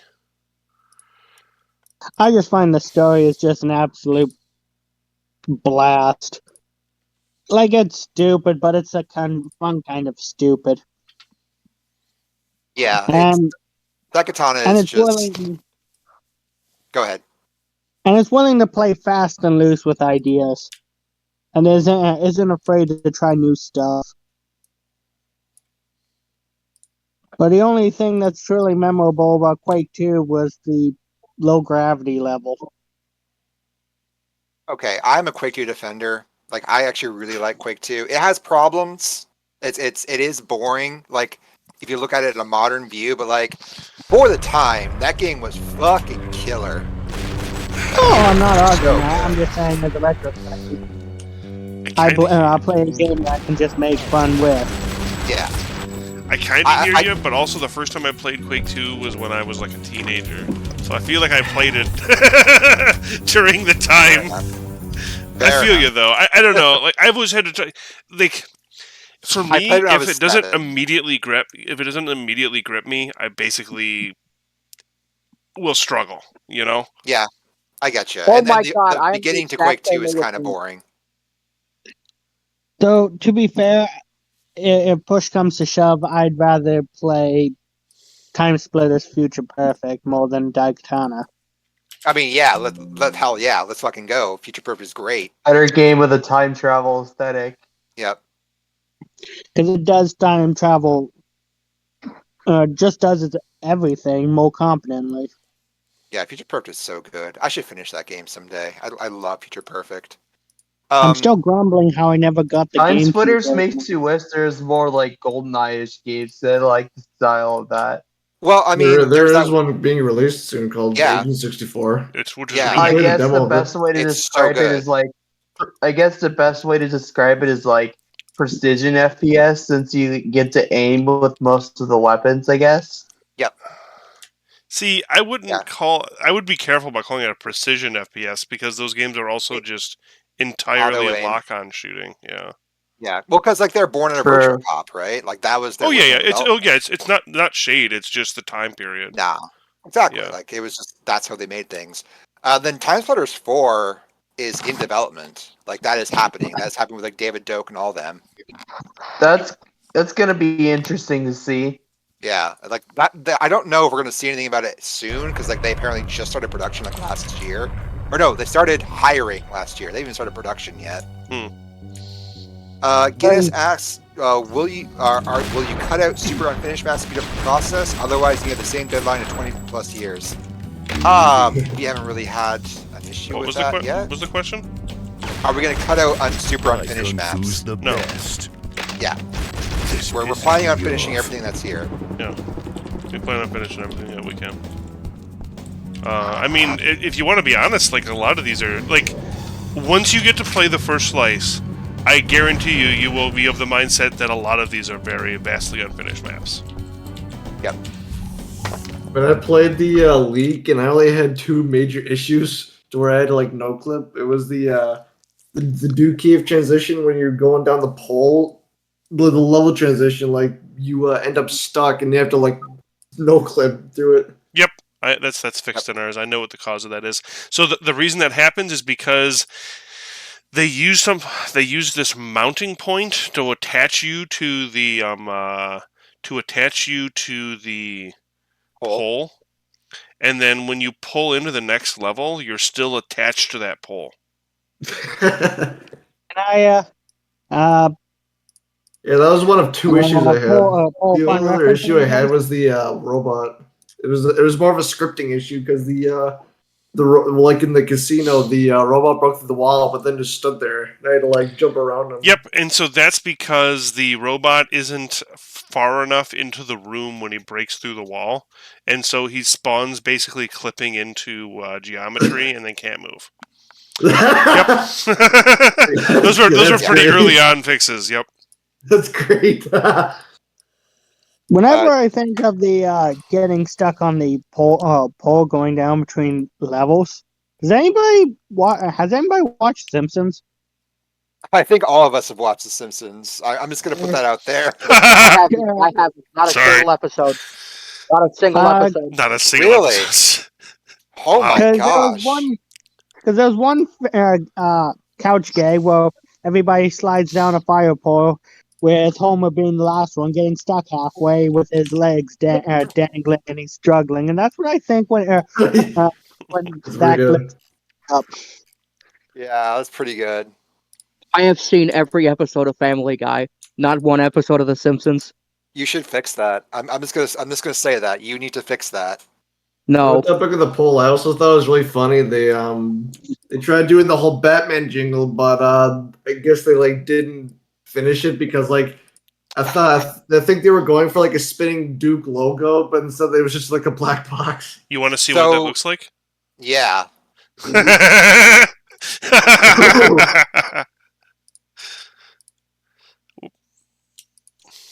Is this fixed? Like, is this working all renderers now? No. Fuck. It only works in one renderer, so. Ugh. Why must it be so fussy? It's such a I know. good bit. It is a really good bit. This is Unreal 1 we're working with. Yeah. Well, it's Yeah. under one also. Well, it's a Smacker. rendering issue. Yeah, I'll show you though. Hang on. Dink says the driving sequences are really unfinished, though. Yeah, we'll polish them up when we get there, Yeah. for sure. I still play the Have full faith. unfinished That is my response to things being unfinished. for sure. Remember, guys, this is a game engine that's almost as old as I am, so Exactly. I mean, hey, I'm only 10 years senior to the engine, so. Actually, I think it's more than that, but. I am post this game. Wow. You are baby. Wee bab. What was I doing? Oh, yeah. I remember now. Showing the yeah. Guinness says, I still play the full Unfinished League with all its glory and shit. Yeah, same here. I mean, the Unfinished League literally brought me to tears. Like, seeing, So, just standing That was on the pretty nice. rooftop with the fucking, the rain and the sirens, like, literally brought me to tears. here we go. Oh, you're the baby. Yo, I felt when playing it. You know that one image where it shows a monkey and it says like neuron activation? Oh, That's that's what I was great. thinking of. Oh, that is perfect. Oh, hell yeah. That was so So good. my feeling while playing that was the whole "Welcome to Jurassic Park" scene from the first Jurassic Park. Hell yeah. That's a good way to describe it. Like Yeah, that's even Stay Tuned, that was good. like no fucking way it's actually real. I was one of the first people to download this game. The leak. Yeah, I also uploaded it to archive.org. right on. But the time that made me just go silent and just stare was when it fired up for the first time. Yep. Like, holy I shit, have it works. I know it sounds silly to literally anybody who isn't involved in any of this, but I think everyone here is. I might as well have discovered gold at the end of the rainbow. Yep. No, I'm going to go on a limb here and say that everyone involved in this project had some definitely emotions playing the leak. For sure. Yeah. It's I always really cool, felt anger. like it's always cool when like early builds or unreleased games leak out. Oh, for sure. But like, especially when it's one of like this magnitude and like this prestige, right? Like, There was a lot of that in 2021, actually. In Oh, yeah. 2020 as well. people be Like hacking. there was a Sonic 1 prototype, for example, that was Yep. exciting. There was a Giga Gig leak. with Yeah. Nintendo. They got Yeah. Luigi, Mario 64. That was huge. That was We probably also got like reverse engineered like Mario 64 and now Legend of Zelda out of that, which is like fucking outstanding. I honestly think Luigi might be the only thing that beats DNF 2001. Like seeing that fucking Luigi model that was found in like the IQ 64 version of Mario 64, seeing him being pieced together like Frankenstein's monster. That was the most fucking hype I've ever been in my entire life.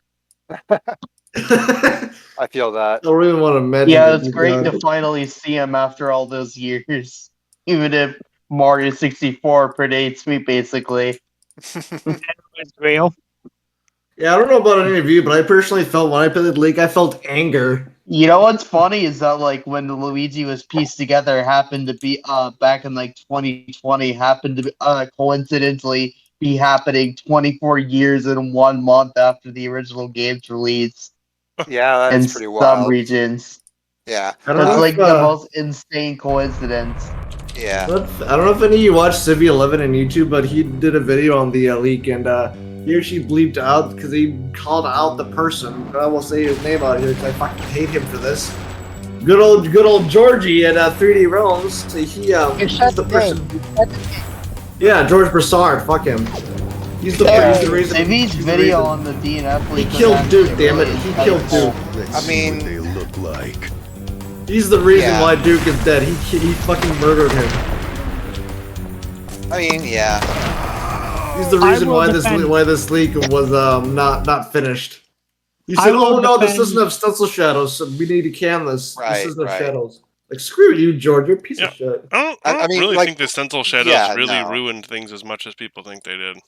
No, I mean Charlie Widerhol's been on like said that like no, it didn't like break things the way we thought it did. What it did was just like they couldn't stop iterating. Like they never had a point where they locked things. I mean, that's why I think it's really funny that we are content locking things for like our project because like Yeah, it was a thing at they did like an interview where like George would play like a new game like a Half-Life 2 or something. And then right. he would say like, "Oh, this is cool. We gotta add this in our game." So that he would like go back and like scrap a lot of stuff just to add stuff that he Yeah, thought was no, cool. like, So he kept trying to play it- catch up. Yeah, it was just an endless like iteration loop. But like that's what killed the project. It was that no staffing and just endless iteration. Yeah, even though Duke 3D itself was technologically behind, technically. Yeah, exactly. But like we discussed that earlier, we're like, Yeah. there's a fan theory that what happened was because Shadow Warrior bombed, it broke his brain, and he became obsessed with the idea of like, well, if I don't have the best graphics, my games will bomb. Which like again, it makes sense. You think at the time, but the thing Yeah. is, he never stopped iterating on it, or never stopped ordering his people to iterate on it. Like that was a real issue. Ding were asked- Yeah, there was a one guy. I don't remember his name, but it was his name was mentioned in what happened series on YouTube. Mac He was Muscles? he was Hmm? yeah, Mac McMuscles. Yeah, he was talking about it, and there was a guy who was brought on like in the 2000s who answered only to George, and he had the discipline to tell George no. Yeah, that was Brian Hook. That's yeah. Yeah, who I think is now at Meta. I want to say. I don't know. Oh, what? Yes. That's wow. I He mean, went from- like, look, it's fucking pretty stage, bad. right? That's pretty bad. It's pretty fucking bad. I'm not gonna. I won't. Yeah, like. But hey, I probably won't- does really well. Make that bag, man. defend. I So will Even though they're defend losing George. billions. I will defend George here Okay. because he. Yes, this project went on way longer than it ever should have. Yes, everything you said was true. However, by the end of the project, they were knuckling down to finish the game. Right. They were trying their best to finish the game,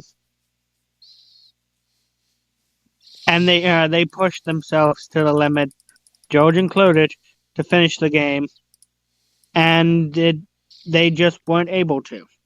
So I Yeah, feel- George kind of did that to them himself because he kept like we've been discussing. He kept like pushing the finish line further and further away to where you just couldn't Yeah. see it anymore.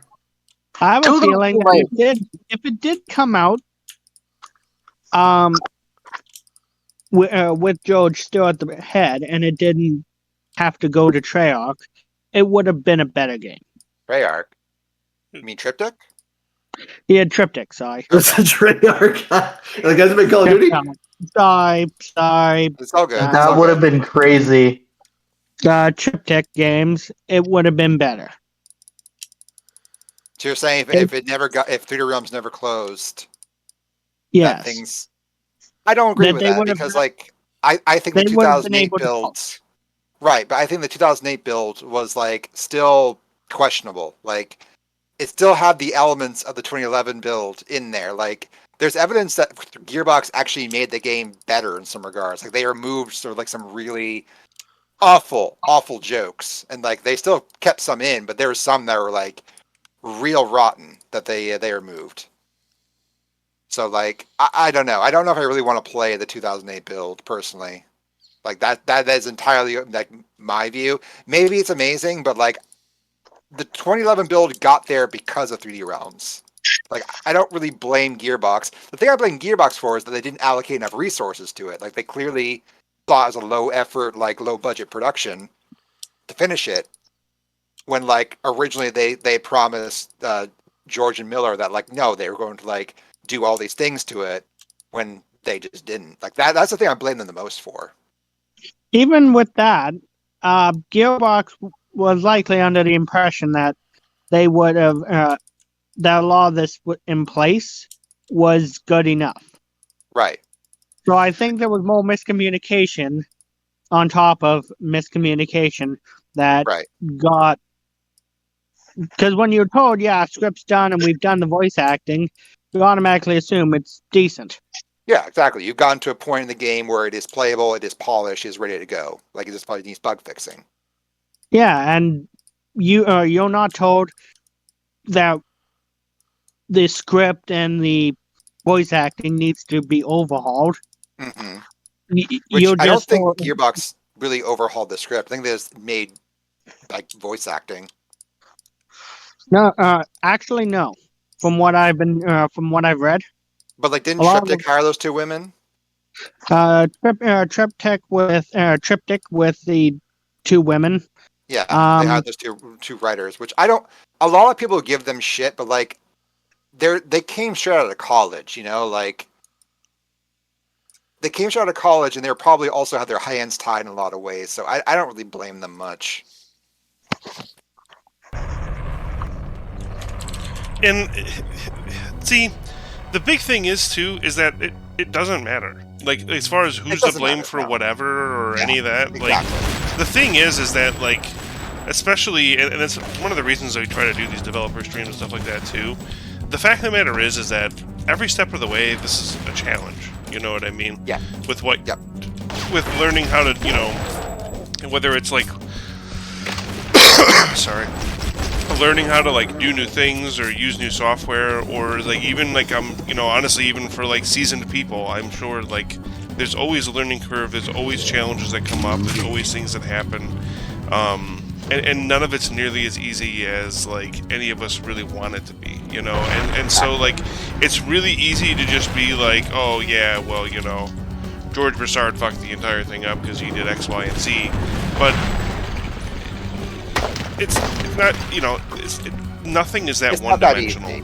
Yeah, it's not that easy. Like, we don't know, like, the circumstances, like, of its, like, economic production. You know what I mean? Like, yeah, and so, like, it's the same thing with, like, blaming those ladies for, the state of the 2011 game. It's not their fault. No, it's not. That's what I was actually trying to get at. It's a series of bad events. It is That's the what comedy I of was errors. trying to get at with blaming George Broussard. It's just, it was a maelstrom, and he was just one on the top. Yeah. There was just bad decisions all around, I'm afraid. Yeah. And like it is kind of exhausting to kind of just talk about the same thing over and over again, especially because we're trying to also, celebrate how far we've come with the Restoration Project at the same time. But like, it just feels like we kind of reiterate the same topics over and over. You know what I mean? And I get why that happens. I get why that happens because like a lot of people are very passionate about like this topic, and like so am I. I mean, but also like I really. At least I hope it comes across. I do try to talk about things other than just like, here's the thing that George fucked up. Because like, again, like Otacon said, it's not as simple as that. Like, there's also a lot of stuff to celebrate, like how fucking talented 3D Realms was, outside of leadership. That's why I like the workers of 3D Realms deserve like all the praise in the world because they're very, very fucking talented. Like, look at what they had done already. Live and let live. Yeah, I mean, like, I personally can't find it in my heart to forgive, like, leadership quite yet. That's just kind of the person I am. I can't help it. But, like, I have nothing but love for, like, the people in the trenches of 3D Realms. Like, they probably went through absolute hell to, like, and they probably worked their asses off. There's probably a time when they stopped working their asses off and just try to get the damn thing done. But even then, like, you don't half-ass game development. Like, even it's undeniable that there's plenty of talented artists there. Yeah, like artists, like coders, level designers over the years, like even in the bad era, there are people still working their ass off. Like Tramiel Ray Isaac is a very, very talented like art director and like lead artist, but like he was given orders for what to do, and he did the best of what he had to do. Yeah, we're And definitely not trying to bacon. defend people not getting paid what they're supposed to and No, stuff like no, that. no. I mean, it's not like that, but it's just that I think there's a lot more to the story, and there's a lot more to game development in general and stuff like that, that it can't just be easily There's- summarized, like, you know, Yeah, that it's I've one actually person. written down. Yeah. I've actually been writing down testaments of, what do you call it? From 3D Realms employees to I've been compiling them Right. to better understand how it is, and Andrew Baker actually put it the best. Quote him exactly here. He was one of the level designers for Triptych. Quote, to be honest, the writing was done nearly for free, in brackets, bad decision by two women, brackets again. Yep, women, so the misogyny thing is just baffling. Which Who that, had that never- doesn't excuse anything. But go ahead. This isn't my words, this is his. No, of Sure, course. but yeah, but I hate that quote so much. yeah, it's a terrible excuse. Who had never written anything or anything like it before. One was a technical writer out of college, if I recall correctly. The other one was the relative of someone on the team who's never written anything published at all before, as far as I care. There's also no story or written dialogue or fucking anything, like a cohesive level progression to the game when 3DR shut down. All that was done while the game was forcibly assembled from minute parts over a few months from the shutdown, and when Gearbox picked up the project. One I hoped had for the project moving to Gearbox with the trashed writing, the recorded dialogue, and give it a professional or decent professional do-over story-wise. But they didn't spend the money or the time on that, and thought what existed worked apparently.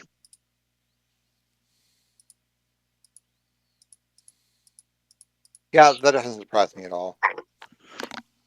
This But, his words here pretty much summarize how it was right.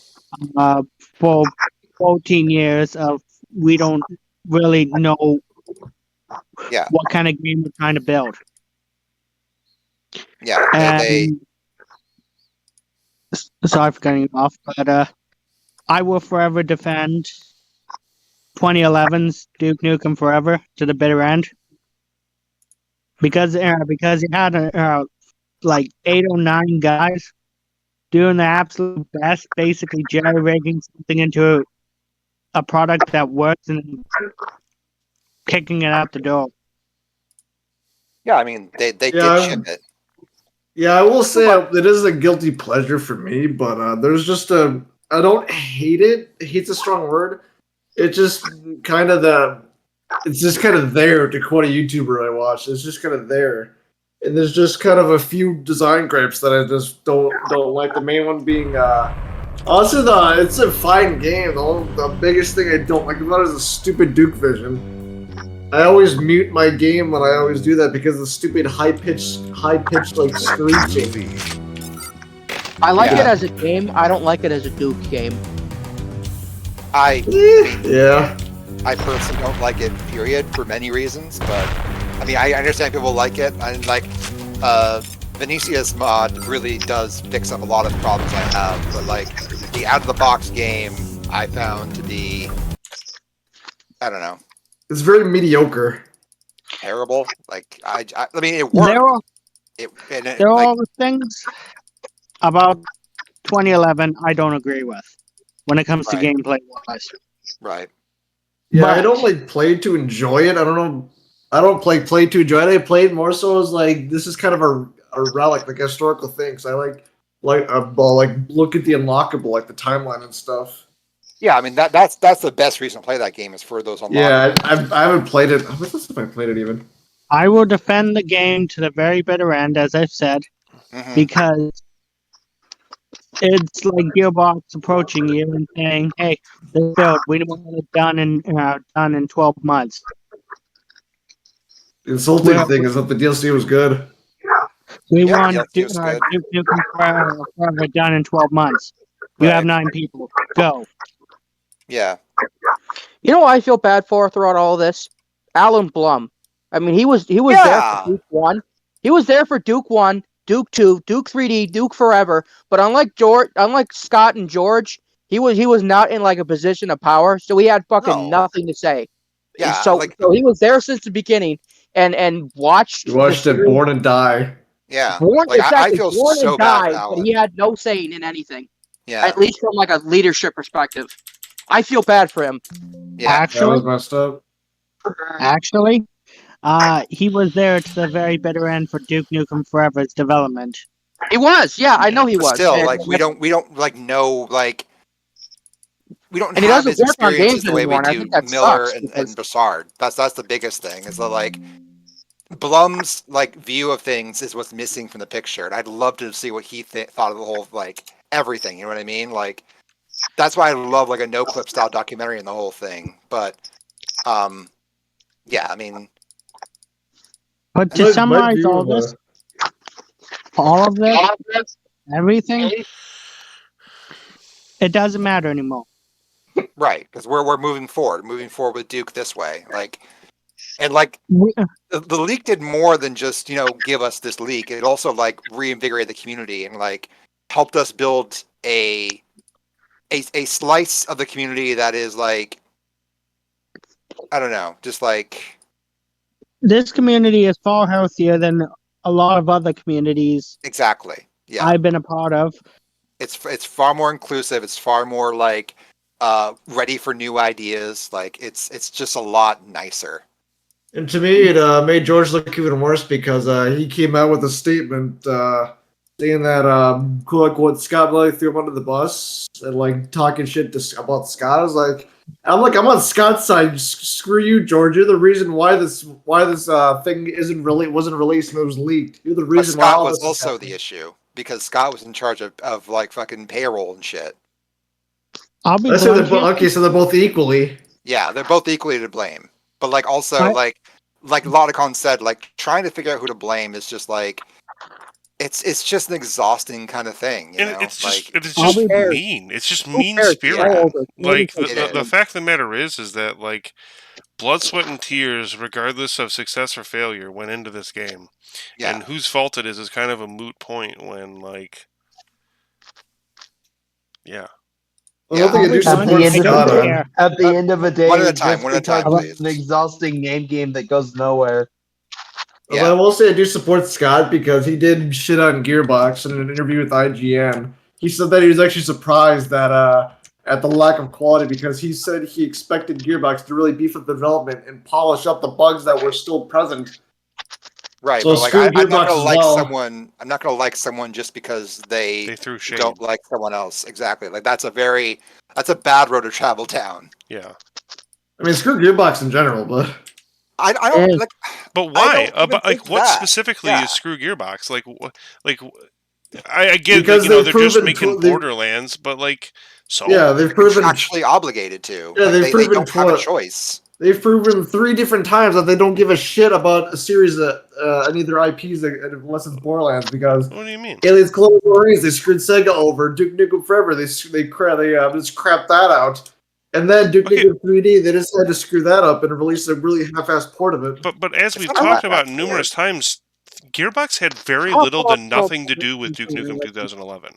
They Yeah, like, finished they- getting they- it out the door. Triptych is the one who came in and cleaned stuff up and like brought the game to the point in which we got it at. Well, yeah, but Gearbox still had the final say over the final product. They let it go out as it is. Well, would you? Okay, here's the question: would you have delayed it? Would you have been the person to delay Duke Nukem Forever again? Absolutely, I would have looked at this and it's like, this isn't finished. This needs more work. Do you understand how much hate you would then get for doing that? Yes, and then people would be released. And people would say, "Hey, this game is actually pretty good," instead of the crap that we got. Okay, And but people people hated were it. also hypercritical of it when it first came out. Like, I don't know, I Yeah. was like 18 when Duke Forever came out. And like personally, like at the time, like Wait, am I younger than you? Shit. looking like back at it now, like yeah, okay, I guess I kind of get it. Like yeah, it like wasn't that great, and like there were parts of it that aren't very good and whatever. But They're worth as like games. at the time, I was still pretty satisfied with what we got. I still had a lot of fun playing through it, and yeah, there were like Mhm. yeah, some of that may have been my sense of humor at the time too. You know, liking some of the more chuddy jokes in there, but like at the same time, like I don't know. I think people are way hypercritical of it.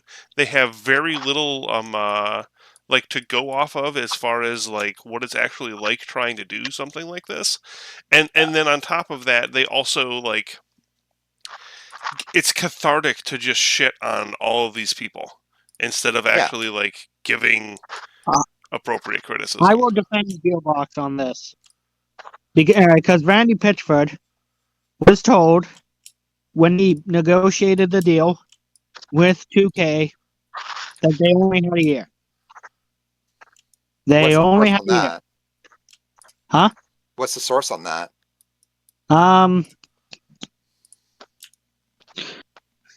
What do you call it? Standby. Okay. And we're talking about a very unreliable and just scummy person in general here. Honestly, this entire thing has the energy of if I was the captain of the Titanic, it wouldn't have sank. Yeah. I mean, like I said, I don't Yeah. hate the game. It just has design. I mean, again, I like the game. It's just as like really minor. I just have really minor gripes about it. I feel But I it. mean, somebody Yeah. somebody fixed it in a mod actually. Do DNF enhanced. I played the mod. Yeah, it's And great. it's honestly, and it fixes all the issues except for the stupid Duke Vision noise. Just get rid of the Duke Vision noise, and I'll love the game. Is that I like a hate them tinnitus so thing much. for you? Yeah, almost. Yeah, it's so high pitched it hurts my ears. I have Yeah. to. No, I mute, get I have to that. mute my game. Yeah. You should ask Venetia's to maybe do that because I bet like they'd be responsive to that. Yeah, because I was Seems asking on because on the eDuke forums fucking years ago, I was because they had a forum dedicated to DNF. I was asking like, hey, does anybody know if I can like if there's like a file I can delete so where I just Yeah. won't play it? And then people are like, oh, then you have to go like the registry and edit some stuff. It'd be like really What? messy. Well, yeah, I that don't was know. because that was before we had the had the editor mod for tools, 2011. yeah. So Yeah. it was like Hasta la vista. text editing and Oh, shit. That's right. Yeah. Shit. Yeah, the only other thing is that the sprinting is kind of the control is finicky because it's not like you hold down a button, it's like toggle, and then like you press it once, he runs for a couple seconds, then like you keep pressing it and it keeps running, so it's like it's a weird toggle delay. Yeah. Oh no. Just to go back to some questions in chat. Okay, so Dink asked a while ago, are any of you working in the industry? If it's also not secret, where? Oh, probably not a good idea to talk about that. I mean, I know I'll just, no, I'm just an IT guy. I just Yeah, do IT for a living. It'd be fun to probably- get paid for this, but yeah. Yeah. I think there are a couple people with experience on the team. I'm not really sure. Guinness then asks, is there a chance you may give us all the keypad codes in the leak? Not having them break the doors with ghosts may break the game or the game crash. I mean, like, by the time we get to, like, the other chapters, we're going to be, like, fixing that, obviously. It's like, Yeah. we don't have to worry about that yet, so, like, just go through those, it's fine.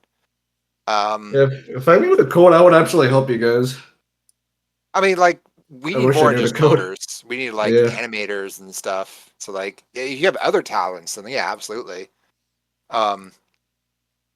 Gearbox got blamed also for the failure of Aliens Colonial Marines, while the work was 90% done with Timegate Studios. Yeah, I don't really know enough of that situation to like really definitively cast blame. Again, like I think Gearbox doesn't look great in that scenario because that game was also very subpar.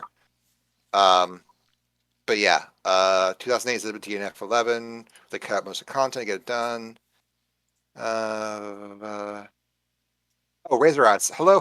All I'm very excited for the demo. Question, will it have an installer to make it all easy for us plebs? Yes. Yes, the plan is to have an installer. The plan is to do an installer and a launcher and Git, depending on how you want to access it. So Yeah. it's all about what's easiest for you. We're all about choices here. Yep.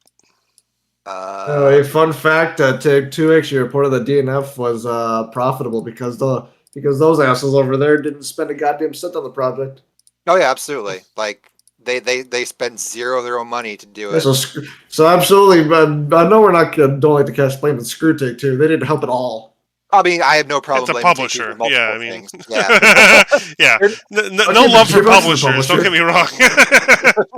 they supply the money, and that's about it. You know. Yeah. They Yeah, supply but the then money, in this also case the they news to didn't. hang yourself with. Yeah. Yeah, but in this case, they didn't supply money. Right. Exactly. Right. It was all 3D Realms' money. Evie Abby Obi says, Duke Nukem Forever was destined to fail based on the sheer amount of time spent in development. Even if it was great, could never live up to lofty ideas people had of the game they built in their mind.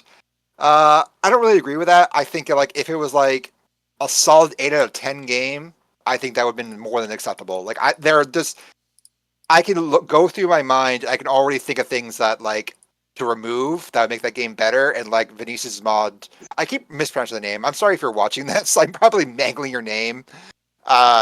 Their mod is really, really good at doing that. Like they're doing some incredible work in that regard. Yeah, it wasn't a soulish cash grab. Like there was genuine heart in that game. It's just like it was. Very questionable design choices. It was design choices made so they can get the damn thing at the door and move on with their lives. Like that's basically what it is. Wouldn't mind doing them 2 remaster? Yeah, absolutely. October says I theoretically work in the industry. Yeah. And I'm just some guy who just knows way too goddamn much about like FPS history and developer history. Who apparently just like farmed their way onto this team.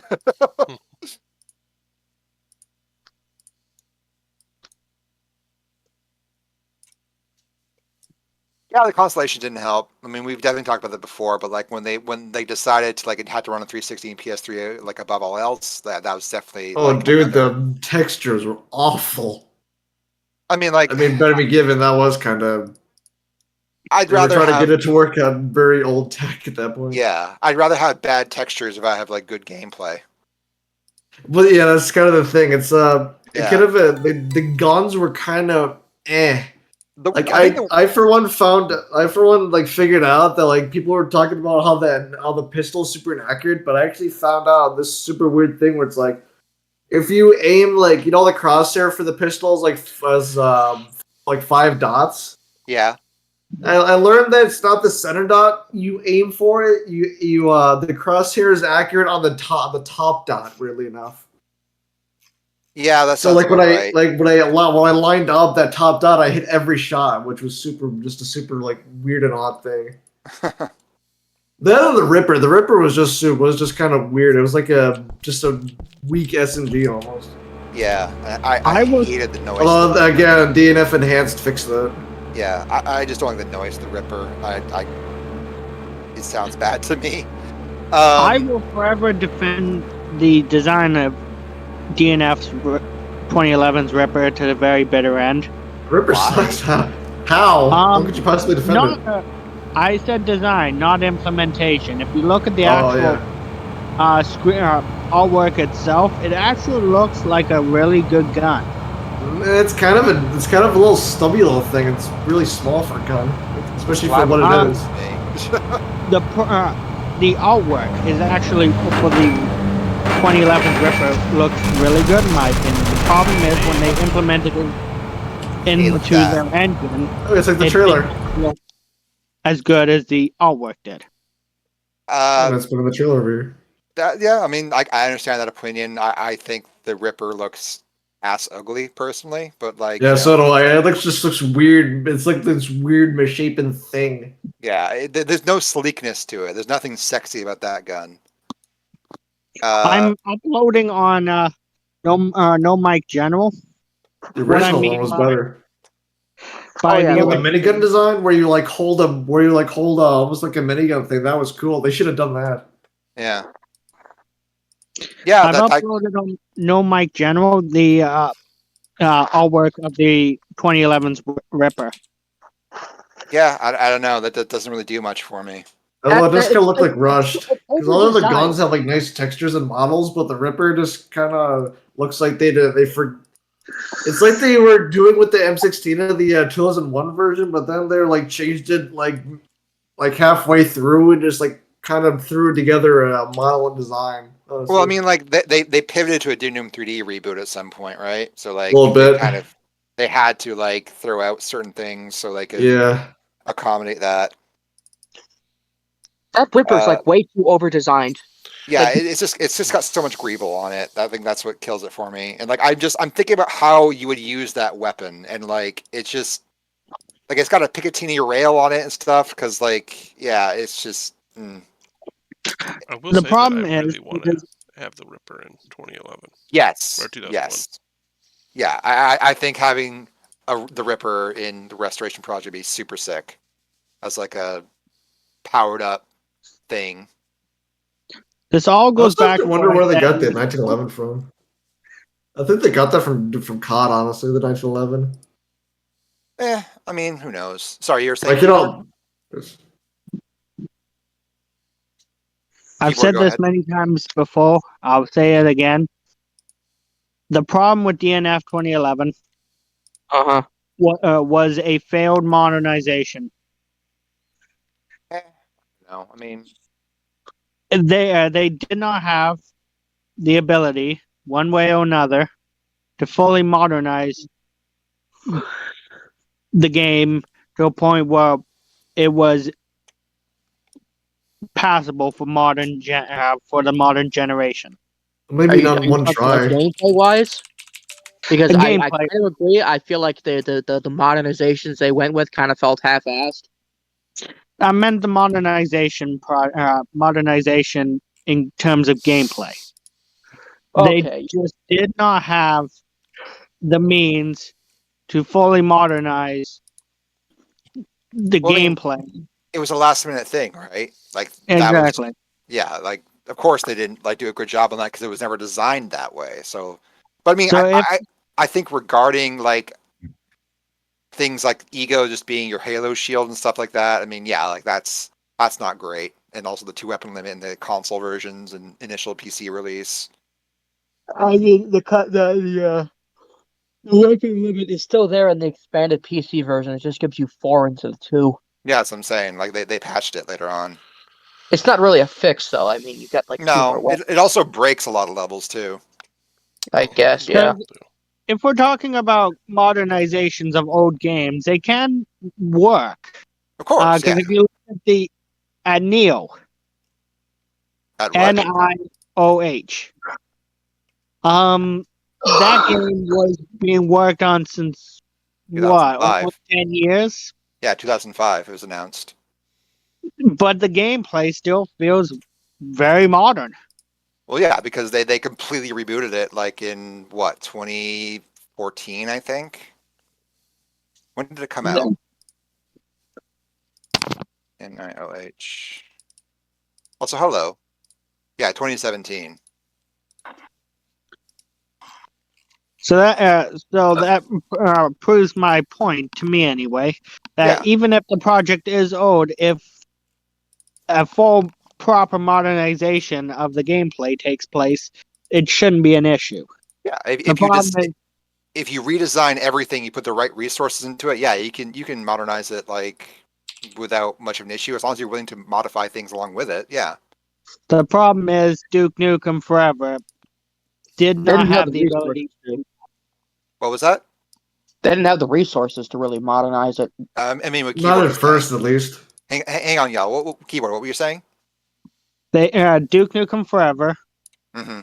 did not have the ability to due to budget and time constraints and all that, to take a step back and modernize everything to a point which it would all fuse properly together Yeah, it would feel and coherent. make a better game. They Yeah. just What? threw together whatever they had and punted it out the door, and that's why I will forever stand up for Duke Nukem Forever, because they did the best with what they had.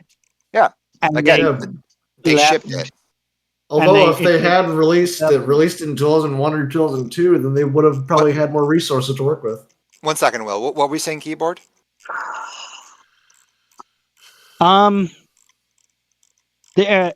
This I agree with the whole if I was the captain of the Titanic theory. This project,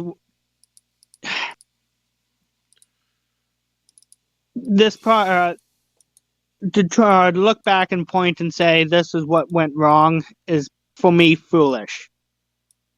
Yeah. It's not about the past anymore, and I won't.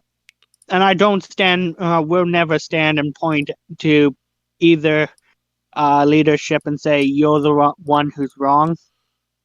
They don't matter anymore. At the same time, though, we can't also be like, no, like there was, there's a middle ground we have to meet. You know what I mean? I'm just saying it's pointless. Yeah, of course. To stand there and point fingers and say Become you're a the little one who singular. did this. It just is now. Yeah. There, Now the point vanished. So I mean, Hang on. Keyboard? sorry. thank you. It's now is the time to point to the future. Right, which is what we're Yeah, doing. but you can't forget the past. That's how we learn. Not to Absolutely. forget the past, but be consumed by the past. That I will agree with, yes. I think there are a lot I'm of not people being who consumed are... by the past. I'm just pointing it out. No, I don't think Keyboard's saying that. I think there's people definitely in danger of that. You know what I mean? Oh yeah. Like people who are just like, the return people, so to speak.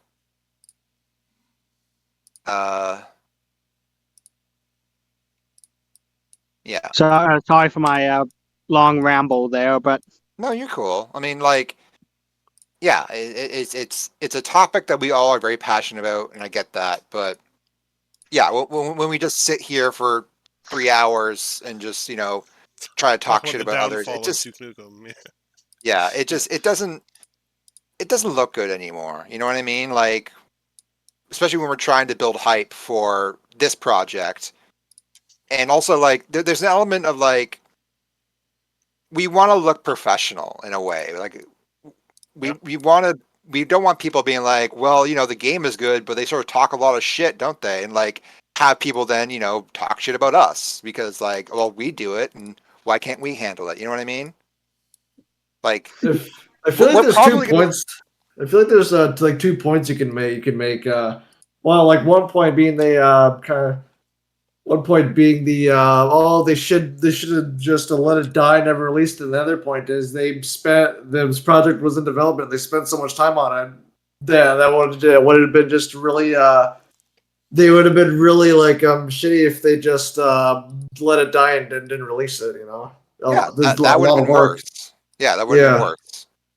So at least we can, after all these years, see what they were doing. At least, Yeah. I mean, I guess. But the thing is, it's like, yeah. Yeah, I mean, This thing is you're still spending. It's still spending. At the end of the day, it's kind of a mixed thing because you still have to spend money on it. It's like a commercial product that you have to spend money on. I mean, it goes for sale pretty damn cheap nowadays. I mean, Yeah. I've seen it go for sale like $1. So Yeah, I got it for like $3 on like G2A or something like that. So I paid with the DLC. $120 for it on day 0. Same here. Oh Jesus! Oh, Yeah. do you like that one guy who pre-ordered it and got the that care package stuff? Oh yeah. I think that might have been someone on Shack News back in the day who did that. Oh, I don't jeez. know. That might have been Dogbone, or no, Dog Nose. His name was. I wonder if he's still around. Hey, Dog Nose, if you're out there and watch your streams, what's up? I'm surprised the ink managed to last as long as it did on the receipt. Yeah, no kidding, huh? They probably kept it out of spite at some point. I also Probably. have to wonder when was this pre-order available?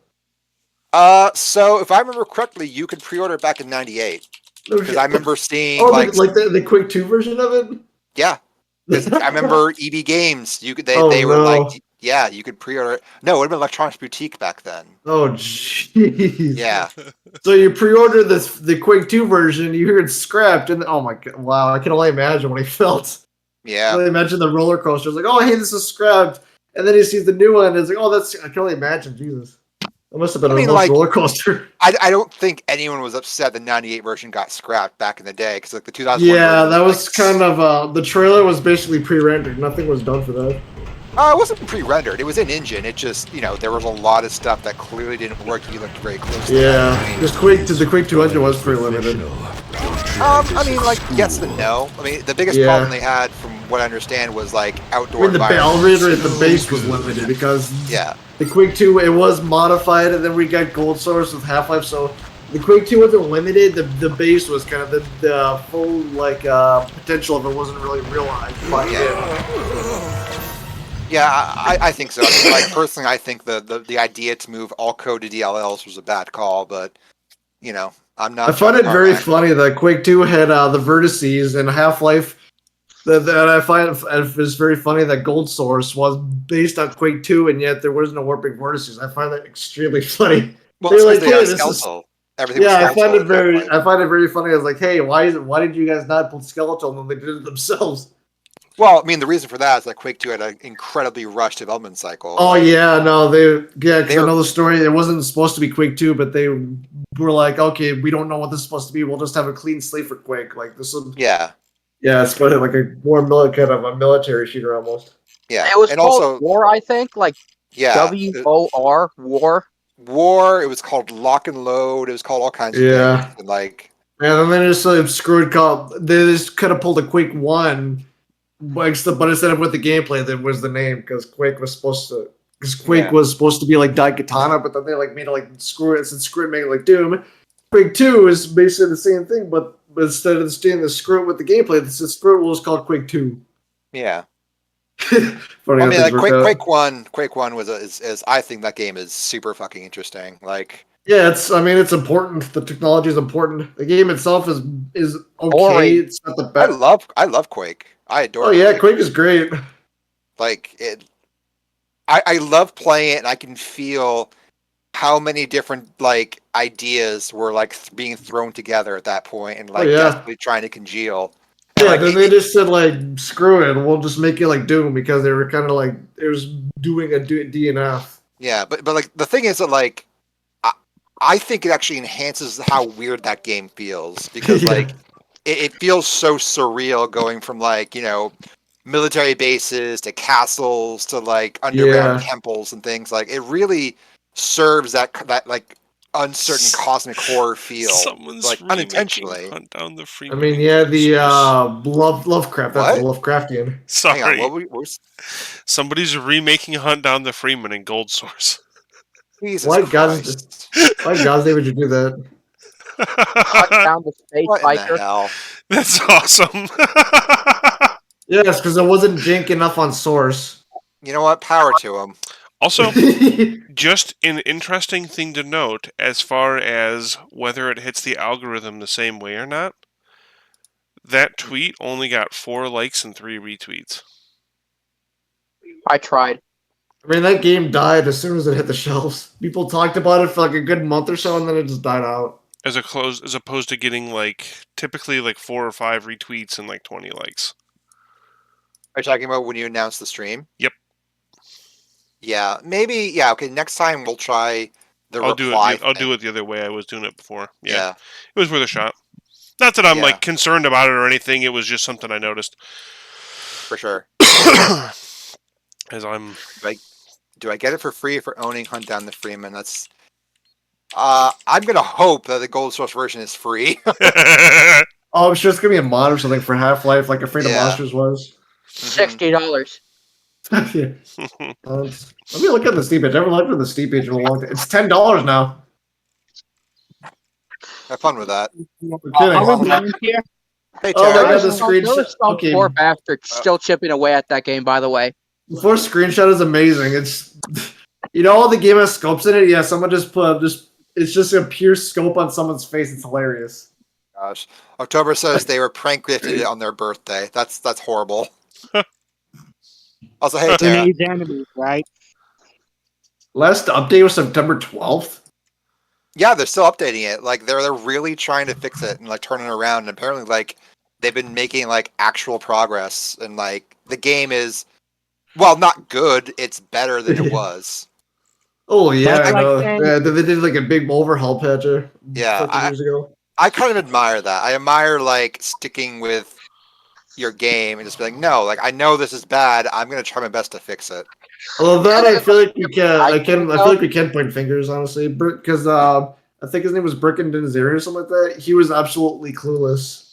Yeah, like he just seemed like he was just way in over his head. I don't know if there was like, wasn't there like accusation of fraud at one point or something? Something like that, I yeah. forget. Yeah, Yeah, there so, was like Funniest part- fraud of like stealing assets, right. shady Steam like bots greenlighting it from like Steam or something like that.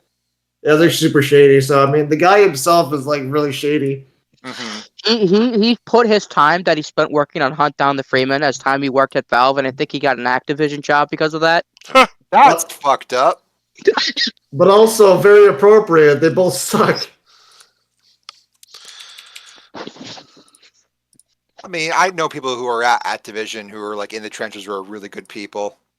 Dude, rest in peace, Raven. Oh my god. Recipes Raven, High Moon. I mean, Neversoft. Activision. Although the thing is, Raven Sorry. hasn't been. Although the thing is, Raven Actually- Raven hasn't been shut down. True. Actually, just apparently in the Call of Duty FCC vibes. is suing to block the merger. Jeez. So Good. that's happening. I think that's a good thing. I don't think Microsoft should own Activision. I think that would be a I think very it's a bad bad thing. idea. And the third thing is, you can't even say rest in peace, Raven, because they haven't even been shut down yet. They haven't even been given the relief of death because they're still like contracted to work on like Call of Duty crap. Yeah. Shout out to the Raven QA union, by the way. Fucking Oh, good yes. on y'all. Oh yeah. Bruh, fucking There's more. No, There's more Singularity QA came out the unions same at time as Activision. DNF and it was better. What did? Singularity came out the same year as DNF and it was better, even though it was basically No. cobbled together. That was 2009. Was it? I thought it was Yeah. 2011. Nope. Oh, no kidding. Oh, so 2 years earlier, and it did even better. Yep. I mean, given Raven were arguably better than 3D Realms because they did make way more games. I mean, they had more staff. True, yeah, that was kind of the thing. And also, they had like the backing of a major publisher. I mean, which, like, 3D is a Realms double-edged sword. 3D Realms did have backing of a good publisher. They just were doing more than they should have. Well, they could. no. They kept That's the hopping thing, they- publisher. Yeah, because so originally they were going to be GT, and then GT sold the rights to Oh yeah, Galleon that was Developers, messy. Yeah, and then Galleon Developers got bought by Take-Two, and then and like then Take-Two closed down Galleon Developers and got the rights. yeah, that But, like, was the whole really thing is messy. that like 3D Realms never paid for. 2K never paid for DNF. Like that was all 3D Realms' money. Yep, The real problem is and it was 3D profitable Realms. for them because they didn't. Hang on. What are you saying, Tara? 3D Realms just didn't hire enough employees. No, exactly. You were talking about that earlier. Like they didn't want to hire new people, and like They're- that Digital Extremes yeah. contract. They kept developing the game with like a 1995 like mentality of like developers. But Yeah. They really need to like expand the team. Oh, it was 2010. Okay, my bad. It was Singularity was 2010. I could have sworn it was 2009. Thank you, Dink. I'd never finished that game. I should finish it someday. I will say this: the Duke Nukem community has gone through almost a renaissance in that sense. Oh, absolutely. Um, Ever since the leak. 2022 in general was a fucking great year. Yeah. But I'd rather deal with the Duke Nukem community more than I would ever want to deal with War Thunders. With what? With War Thunder. Yeah. I mean, War Thunder community literally has people who like get arrested for leaking like tank specs and shit. So. Oh no, I'm fairly certain at this point I've been shadow banned from the War Thunder Reddit Yeah. community. Am I right in that? I Was don't that know. War Thunder or was that another game that got Oh like? no, that was War Yeah, it's Thunder. War Thunder. Okay. Great game. Great community. I don't know that this is going to probably bite me later, but I do not like this community at all. You don't like what? War Thunder's community at all. I think that's fair. I mean, like, If you get so much a hint of a tank wrong in terms of specs, you get tarred and feathered. yeah, I mean, because like most of those people like are literally in the military, aren't they? Like, they're very weird about it. And for the love of God, never, if you ever get into that community, never support a paper tank. Bad idea. Oh hey, they want in too.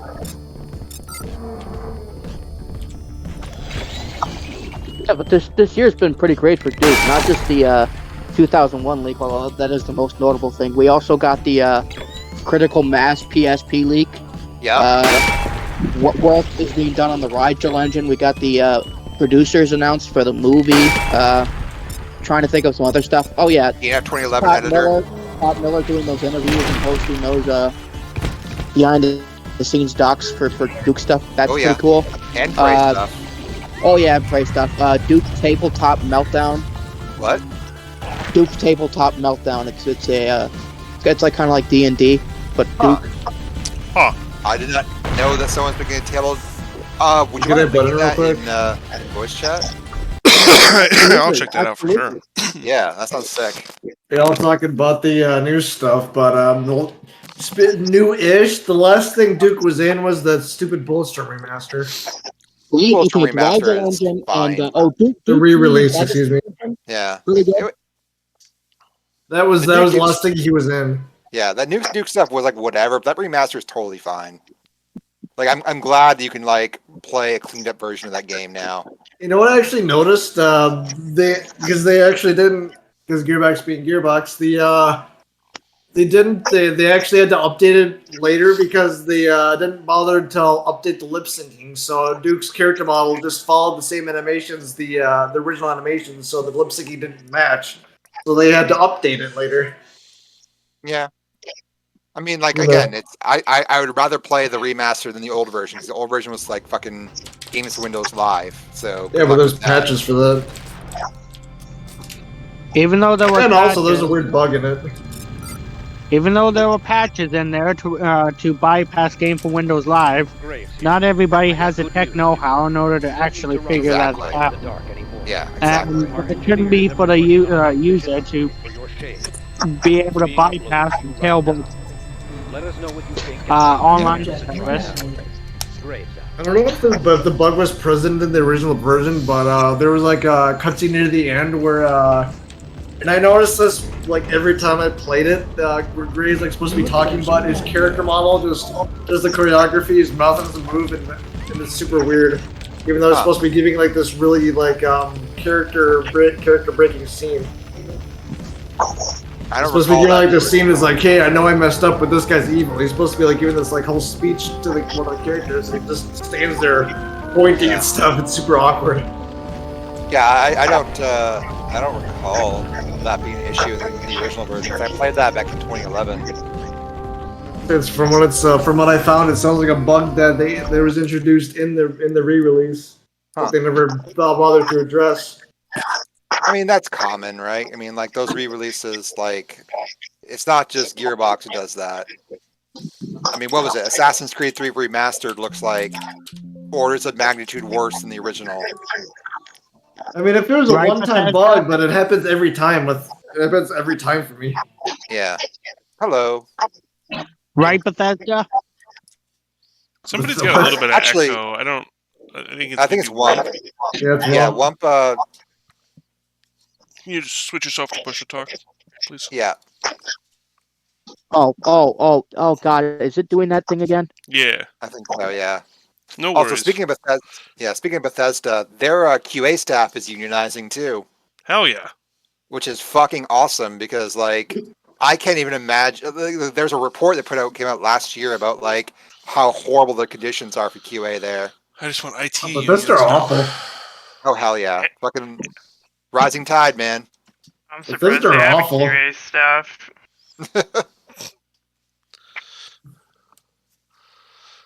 I mean, hey, they're like BGS games Bethesda puts out are pretty bug free. Like I'm trying to think of like a non-BGS game that Bethesda published that had like serious. Well, I mean, I guess Wolfenstein 2 had like weird like rendering bugs when it came out on the first day. Did They it? fixed that pretty Rogue quick. Warrior. Rogue Warrior. I mean, like it doesn't crash. Kind of interesting because the Bethesda just recently announced the next gen for Fallout 4 coming next year. Oh, really? That's Yeah, it's gonna. Can't wait There's for it not. to just be a bunch of Creation Club Yeah, there's content, not that's very it. many details Yeah. on it. What I read was there's gonna be it's gonna include new enhancements to take advantage of newer hardware because the game is Okay. fairly old. And Yeah. there's gonna the biggest thing I read was something whatever there's gonna be like some sort of performance mode. Huh. It was and that was kind of it. There was like zero details on what the next gen is Just gonna picks up include. Fallout 3 and Fallout New Vegas, the games that are becoming increasingly harder.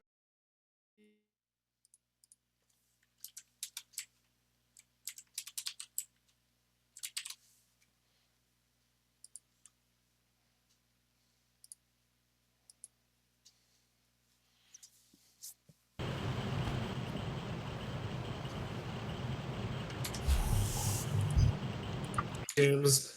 Then it just comes off, and then it just comes off as arrogance, like, "Oh, you guys took those mechanics and then sold the game. That's really bad." Stuff like that, you know. wouldn't Otacon, is your say- internet still keep going out? That did just happen again. Yes. Oh my god. Yeah, it's offline. I think people are like reading way too much into their intentions by these jokes. They're literally just I know jokes, it's just. Yeah. references, goofs. I don't think they actually cared. I mean, they even said in like the commentary in the World Tour, if I remember correctly, like how like they're a bit worried that they were going too far, with like in copyright protection and shit. Well, it's not so much. I'm not even trying to look. I'm just saying. I'm just looking at the game. It's like, okay, there's Eagle that acts like the Halo shield, and there's the 2-weapon limit like in Halo, and there's the Quick pipe bomb. the weapon melee Yeah. you bash your weapon butt like Halo. So it's not like I'm trying to nitpick. I'm just Yeah. saying what's in front of me, and what's in front of me is that. Yeah, EB makes a good point. Duke was featured in Blood, and he was disemboweled. So like, Oh, that yeah. was just Bants, Just what you That was did. Bants Yeah, and that the worked lad. because that was on the same level. Yeah, like I don't think you should be like forbidden from making a joke about that. Yeah, The game I isn't, get like- that. I'm just saying how it yeah. comes off. It I know does. Yeah, it's probably not that. Just how Yeah. it comes off can come off Yeah. to someone. Yeah. I get what you're If I saying. could, from what I'm gathering, it looked to the outside ordinary individual as a mean-spirited punch to Halo, while at the same time failing to do what Halo did right. So the thing is that like they debuted that joke at GDC one year, and like it got like a good laugh from the crowd. So like I don't know, like I don't know. I don't think it was received as mean by anyone in the industry. I'm sure it wasn't. Yeah. Yeah, it was really But I well feel like received. I feel like the people who didn't like the game, it was just like the cherry on top. Like, oh, and it even goes out of its like, oh, this game sucks, and even goes out of its way to sell games that are better than it. I mean, at the time, I hated Halo. I thought it was for babies. So like that didn't even like occur to me. I was like, I got way bigger issues with this game. Also, Yeah. Casimir was a dipshit. Halo owns. Yeah. I mean, it did back then. I didn't like it until it came to PC. That was just the thing. Like the minute once it came to PC, I was like, wait, this rules actually. Yeah, so I used my keyboard and mouse at first, but now I'm using my Xbox controller to get the authentic experience. Yeah. I feel like because the game was just meant for controller, so I just play it with controller. Yeah, that's fair. I mean, you don't want to play Yakuza with a keyboard and mouse. Yeah. Someone else was saying something. Who was that? Sorry, that was me. I feel like the gaming industry probably at that time treated Duke like their drunken uncle.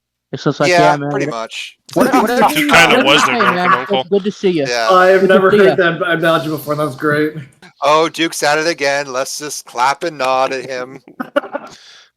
Sure, you do. He's the drunken uncle you see like once during Thanksgiving, like once every year at Thanksgiving, and it's just like Yeah, he's making a fool out of himself, but he's kind of fun when he does it, and you don't get to see him very often, so it's just like, yeah, whatever. Yeah.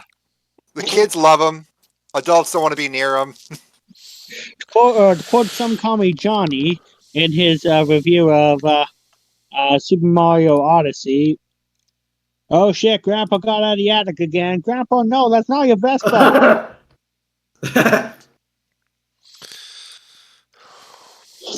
At least that's how it looked like at the time, anyway. Yeah. Okay, Also, just I really wouldn't quick. be surprised if Oh, hang on. Liquid? Sorry. Yep. No, it's okay. I know I've like filtered out a couple times and stuff like that. But I am gonna take like my 15-20 minute break I usually do here. And then I'll be back. I think when I come back, in case you were curious, I was just cleaning up all the title cards because some of the title cards didn't have proper punctuation because when I copied them from a Google Doc and pasted them in, it didn't actually carry over the punctuation. So I just fixed that up. I think once I get back, we're just going to kind of do some like objective work and stuff like that because we're honestly kind of there. I'm going to look over some of our bug fixes while I'm on break here to see if I can find some stuff that the playtesters reported that we can kind of iron out. But yeah, I'm running out a little bit of little bit of steam here. But honestly, that's a good thing because I'm running out of things to fix. So Are you that's a guys good looking shape. for playtesters? Because I would happily playtest it. So we're currently not looking for playtesters. We had some applications that came out earlier in the year. So basically the loose kind of plan right now is to get this out, get you guys, it in your guys' hands. Right. We're suspecting that naturally that's going to draw more people with interest back.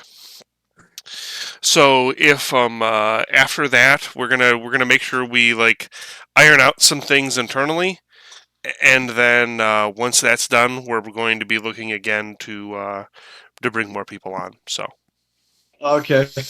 right now, like if you're looking to get in, like if I you do wanna are help, like but we I are don't, like, looking know how for to, like, some do- active, like we are still looking for some actively in some departments like programming or like animation and stuff like that. So if you folks have some skill in that kind of thing, make sure you fill out the applications that are in the on the Discord. We'd There love to should have be you. some forms to fill out. Yeah, we absolutely would love to have you. And then, like I said, as far as like level design goes, we're probably looking to onboard maybe one or two more people. But that won't be until after the first slice is out. Yeah. Yeah. I would love to help if I could program or animate or anything like that. I would love to help, but I unfortunately don't have those skills. But I do get it, want to man. help. But Yeah. Totally You know what? understand. Honestly, just like spreading the word of the project helps just as much. Like, talk to your friends about us. Like oh yeah, talk no, about some I'm social media and shit. Like that helps a lot. yeah, I'm a moderator on another server, and I do talk about your project sometimes. Fucking A. Oh yeah. That's appreciated. And the D2LG server, I'm a chat moderator on it, and I'll sometimes post an off-topic like updates. Right on. But yeah, All right, Liquid. I will be back in like 15 or so. I'm gonna put us back into standby mode, and yeah, Sounds good. All right. See you in a few. we'll be back. Hey everybody, thank you for being so patient and still being here. We are back from break. Hello again. We are going to check out some of the levels that still need their objectives cleaned up, Hell yeah. which aren't too many, thankfully. Yeah. Well, like you said before we stop for break, like we're running out of things to fix at this point. Yeah, we're getting there. What would you guys say? What's What's that?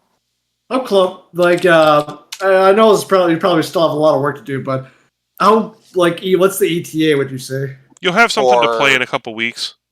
Yeah. It's not Oh, horrible. are we just saying that now? I Oh, mean, yeah. Oh, yeah, sorry. they know it's going to be in December. We've said that. Okay. Yeah. All right. I thought we were still being coy about What's the it. Christmas Oh, gift? I mean, we are still being coy about it. I'm still not going to say the Oh, what are you waiting actual for, planned date Christmas? publicly. You know what I mean? But Okay, we've always okay, said all right. holiday season was our target. All right. Then, Yeah, well, you- what are you waiting for? Christmas? Something Exactly. like that. Yeah, we'll work on bug fixing through what the playtesters have reported here, and then we're gonna do objective fixes. If you guys don't mind, there was one last thing I wanted to bring up about my yield Saturn. Yeah, go for it. Because there was one last picture I posted.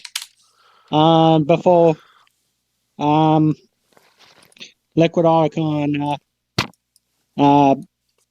updated, added the Bikini Atoll on the No Mic General.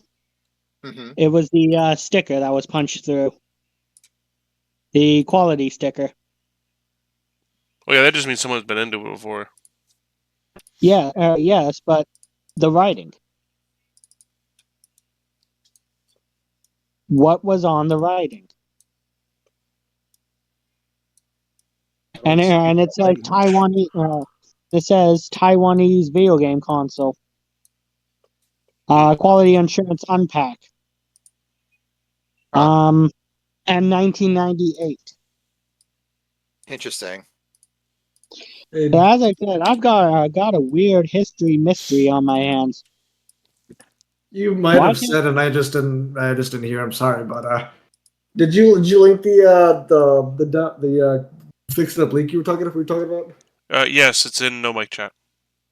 No, like shit. Oh, I want to know Mike General. I mean. Yep. Oh, I see it. Oh, that's what also the beating. Oh, that's what it is.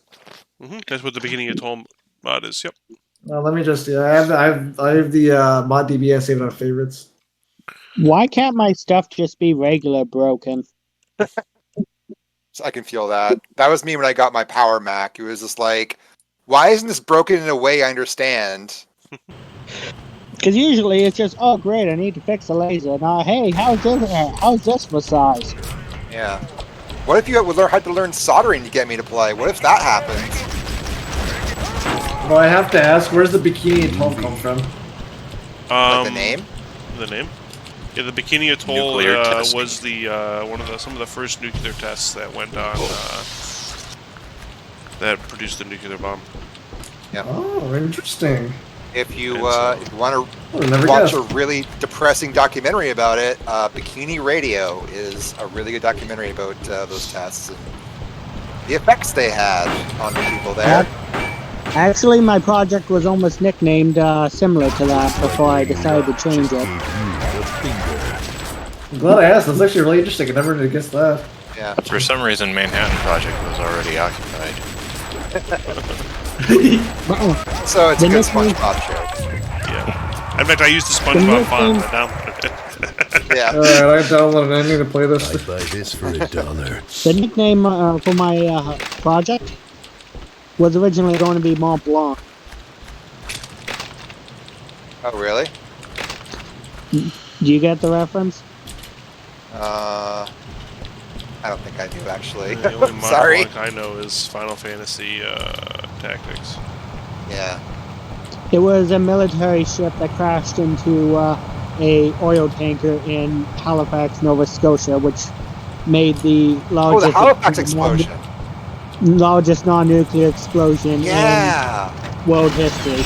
Because I was basically going, if it's going to be a screw up, either going to be really, really awesome, or it's going to blow up like nothing else. Yeah. Nothing yet. I remember watching, what were those, like, little interstitials in the commercials, like the little 1 minute, like, historical movies they played. Were they just called, like, historical moments or something? I think so. Okay. Real Canadian heads know what I'm talking about. To put this Real quick question about the Bikini Atoll. Did you tweak the FOV? So I remember I used the FOV command. It's made the game kind of wonky. What do you mean do we tweak the FOV? Well, because the FOV was low, and I used the console to I just typed FOV and then like 110, and it kind of, I don't know, the game didn't really seem to like it. It seemed to like break the game for some reason. I don't know. I use that all the time. FOV 80. Weird. Yeah. FOV 100. Whoop, that's not good. Do I use Duke ED.exe or Duke Forever? Duke ED is the editor, so you use Duke Forever. Okay. Where did the effects go? I loaded into OpenGL just to show off the one Stay scene. tuned. Yeah, the stay tuned scene, and the particle. Oh, not all the particle effects are complete yet on the on the OpenGL. It's a work version, in so, progress. Yeah. Yeah. The same, but, just like this. Yeah. OpenGL is hopefully going to be our backbone once it's finished. And is that JDC working on that? Or is that Hetson? Oh, yeah. They're doing amazing work every single day. Like they're posting updates. So Oh, it's 1080p. Nice. once OpenGL is like ready for prime time, we're going to be able to like do some real cool shit. Yep. And And honestly, it'll then allow it's us, also like, going to support. allow us to give a platform to go to other. Yep. I laugh when you do all this work and Randy Pitcher comes up and goes, "Hey guys, we want to sell this." I'd be thrilled. I think it'd be cool to like get permission. Yeah, I'd be down with an actual attaboy, you know. That we'd be able to actually like like maybe hire people and shit. But Yeah, I haven't even started playing the fixed leak, but I'm already extremely impressed. Remember the 1080p, there's difficulties. I'm already impressed. And the difficulties are set. The difficulties not for that are set, but they will be for Bikini, or they will be for the actual first slice. Yeah. Like the version I'm playing right now, working on, has difficulties on it. Has all the enemy placements for the different settings. Hey, Duke actually has pupils. Yep. Oh, that is so. Sweet. There was the P button. Otacon, did you fix the What's bug the default where P button? where the troopers are coming out of the dropship as it's taking off? Did you fix that bug? It's just a timing thing. Okay. What's the default P button? Or did you remove that? Well, we're gonna be adding it back. Don't worry about it. Don't you worry. You'll be able to pee again. Yeah. Freely. Oh, yeah. The nickname for my project is codename Challenger.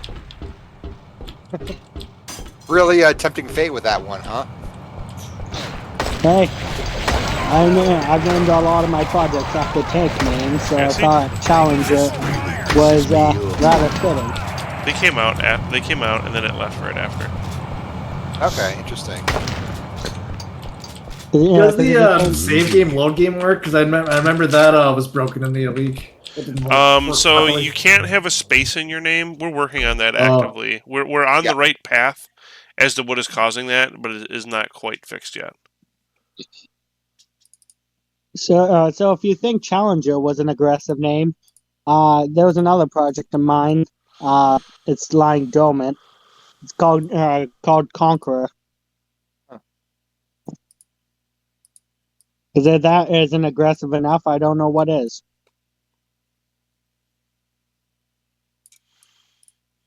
Yeah, this is super impressive. Wow. Probably my project codename Bud Dwyer. Oh, I can kick open, bro. I can kick open doors. You guys are amazing. That is probably my favorite thing about Duke Nukem Forever is kicking through stuff. Oh yeah, for sure. It just feels so satisfying. Yeah. You know what also feels satisfying?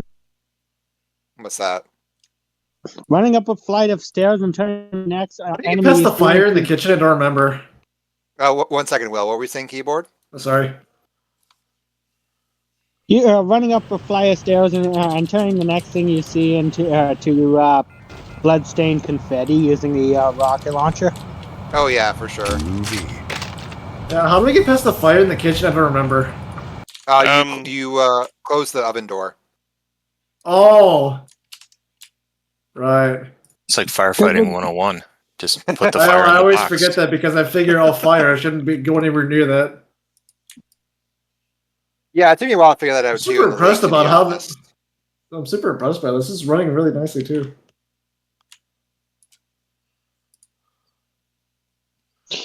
As I said, the code is a work of wonder for the original Unreal Engine.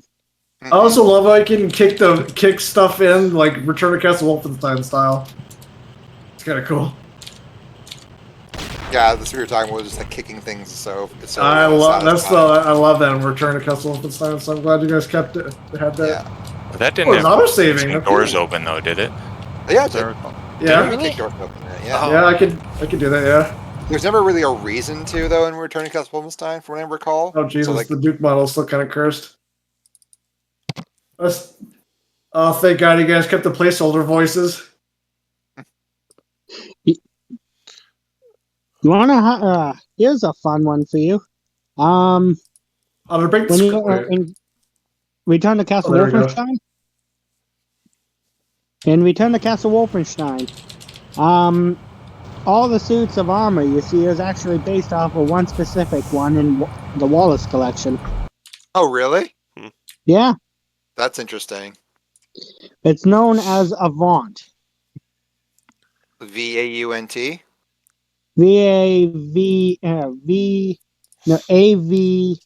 AVANT. Avant, as an avant-garde.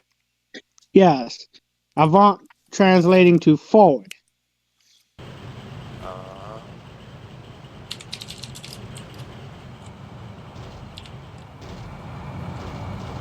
What the heck? That 16 is not cooperating with you. Dude, it's dumb. And it's set up the exact same way as the other one. Yeah. So Can you recreate it? I guess I could recreate it, yeah. Is there something wrong with like maybe the rock or something? I was perplexed to find that thing stuck out of that rock like the sword of Excalibur. Maybe if he dropped a one-liner when he pulled it out, it would make sense. Boy. No, I'll just fix it. Yeah. I dig it, but I'll just fix it. Gianni, get back in the booth.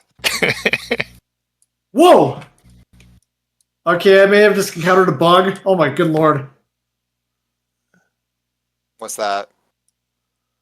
So after you, I'm like on the part where you're using the elevator, and after raising it up, I exit out of it, and I am infinitely spinning, and I can't stop. Oh yeah, that's an issue with DirectX 8 from when you minimized from being full screen. That's why I just play DNF in a window most of the time. Oh yeah, I can't even like use the menu. My mouse is completely Yeah, messed up now. you got a task manager. Close it. Yeah. Sorry about that. Close. Oh no, that's just a minor gripe. Duke demands your full attention. None of this alt-tabbing nonsense. I'm not multitasking. I'm here to kick ass. So what? Would you? I was running Direct 39. Would you recommend something else for us? 8 will handle the alt-tabbing. I use that for like a lot of screenshots and video recording and stuff. If it's a non-renderer specific bug. Yeah, I'll try DirectX 3 on 8 then. See if that works any better. There is a question I've been festering in me for a while. I've been meaning to ask you guys, all of you guys. What's that? Oh, the saving works. If you guys had the ability to make a brand new Duke Nukem first-person shooter for the modern age, what would you guys do? You're looking at it. Yeah. Like it would probably be this, except it would be running in an engine that is like the jibs. Yeah. But like we'd probably like replicate this art style. We'd probably replicate this gameplay. We would replicate this tone. Like the Snatcher idea is too good to be abandoned. Like, yeah, I'll be honest. Like because like I've been so focused on like working with this team, working with this game. Like this is the future of Duke Nukem to me. Because me personally, I would go with the gameplay somewhat akin to Doom 2016.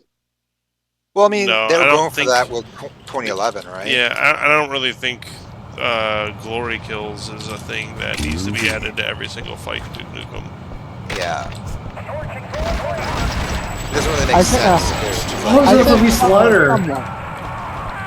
Somewhat. Weapon lag? What's weapon lag? It's see how like when I look around the screen, the gun takes a second. Oh. It's no Interesting. Okay, well, I did say that's one way to fix someone, that gun. Yeah. not a one-to-one. What do you call it? Not a I'd rather have one-to-one photocopy. Yeah. I'd rather have Doom 2016 gameplay than Doom Eternal gameplay, that's for sure, because Doom Eternal, while I understand it is an improvement, is exhausting and it's a little bit it's kind of overstimulating and how many things you have to keep track of. And it doesn't translate over very well to a controller. God no. I cannot imagine playing that with a controller. Okay, the Like bug is fixed. Nice. And it does seem to be running a little bit better on DirectX 8. Well, DirectX 8 is like, what are we doing with that render again? Like, we got like do we have like wrappers going or something? No, no wrappers. None of this is any wrappers. Okay, so that's just straight up native. It does seem to be running a little better on it. Yeah, it does run better. We fixed the there was a plane issue, which caused the vertex explosions. Vertex explosions. Yeah, this feels great. Wow. Yeah. Evie says, Duke could be mishandled pretty easily. I feel like you guys are doing a fantastic job in the priorities a fan like myself would want you to have. Oh, they should give you pistol ammo. That's nice. Yeah. We think our version of Duke is going to make people really happy. And, like, not just the core Duke fans. I think, like, people who, like, maybe thought Duke... Like, again, like, I keep joking that Duke Nukem is basically the Sonic of FPS, but, like... you know, like... Even down to John St. John. Yeah, exactly. But, like, EF 2011 was our Sonic 06, and, like, I think our version of Duke is going to, like, make good on that. Like, it's I am playing this through the bikini tunnel. I am extremely impressed. I cannot even express how impressed I am. Like, this is like, wow. And that's not even, like, with our level fixes. That's just our tech fixes. Yeah. Yeah, I think everyone's excited, Evie, and I really cannot wait for people to get their hands on this. Like, it's, yeah. And This then, is like, secret in here. I don't know if any of you playtesters have found. Which one? Oh, is it? Well, I don't want to spoil, but I'm gonna be playing this demo for a long time the until you thing. guys release some more stuff. This is amazing. Are we talking about, like, the, where the music comes from? Nope. No, that one you guys have found. Okay. Okay, slight annoyance with the I weapon think I switching. found You have to it. scroll an extra time for it to actually switch weapons. Little That's a bit base annoying, thing, but though. yeah. Not Yeah, a one huge thing I bit, but it's noticed, kind of. the early parts where you have to like kick stuff with the mighty foot, like when you go out in Penthouse A and there's the bars in the elevator. Like I legit couldn't figure that out for a second because I had to like manually switch it. That's a known bug. We tracked it down to if you're picking up and throwing stuff around in the level prior, it won't auto-equip the Mighty Foot. Yeah, because this has to do with the fact that the previous level was a safe zone. Yeah, so you're not able to kick stuff, and it just like it doesn't disable safe mode properly or something. No, weird. it's just it doesn't equip the foot properly. You just have to re-equip the foot, and then it works. Yeah, it's not like a game breaker. It's not game breaker. Yeah. You guys gonna adjust the using thing so you don't have to equip stuff to use it? Like the keycards and stuff? Don't know yet. They definitely need to tweak that system. Yeah, I'm sure that's like background, I'm sure. Yeah, well, that think the also, weapon and it's wheel- also kind of like deliberate. It feels like. Yeah.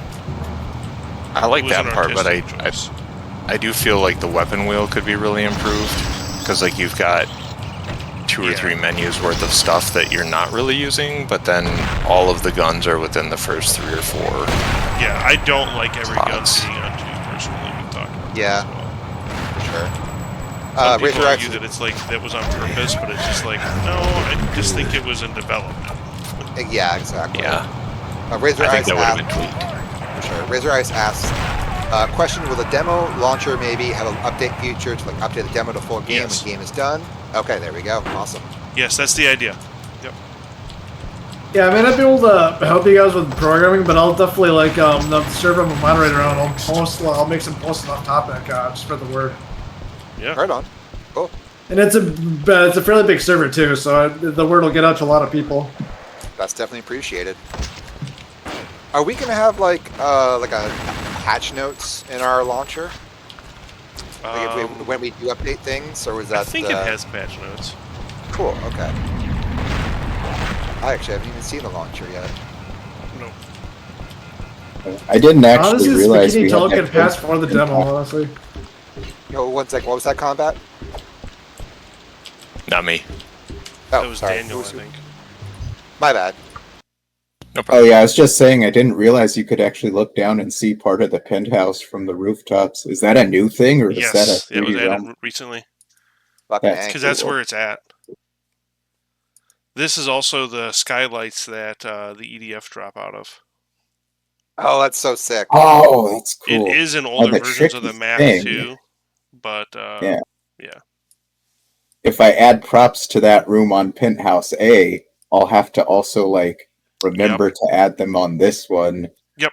Which would be super easy if the copy paster worked right. Yeah, right.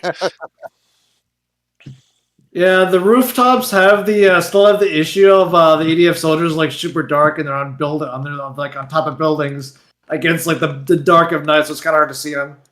That's Sure, kind of I'm the sure you point. guys got that, but Yeah. that's more of a that's not even your guys' fault.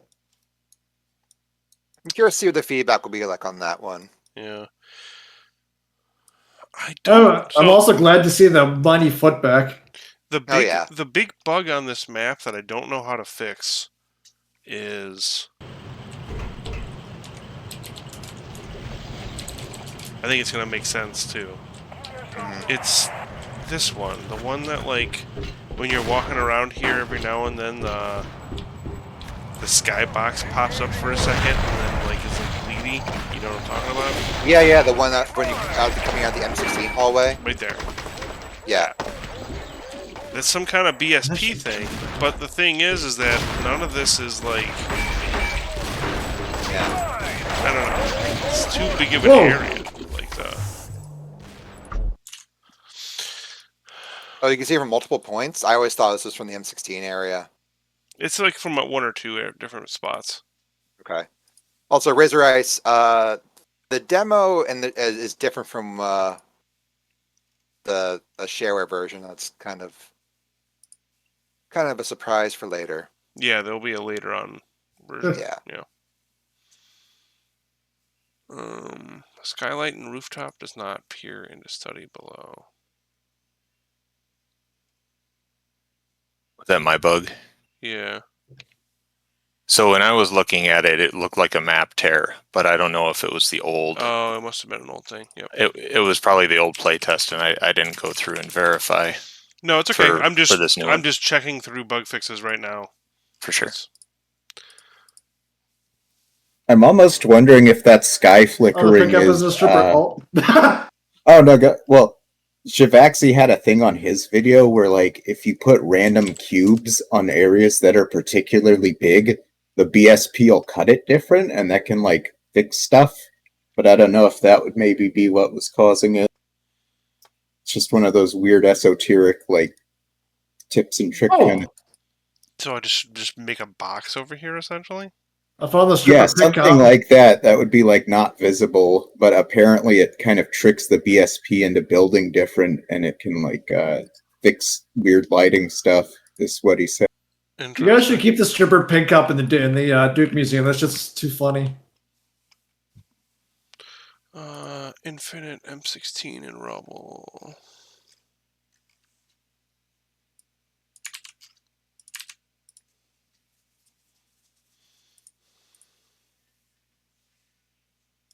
Hall of Mirrors. The Hall of Mirrors was in here, right?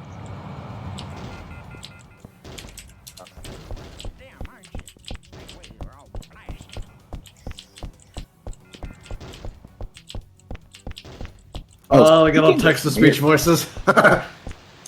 Yeah, does anything happen if you have, like, two mirrors that face each other?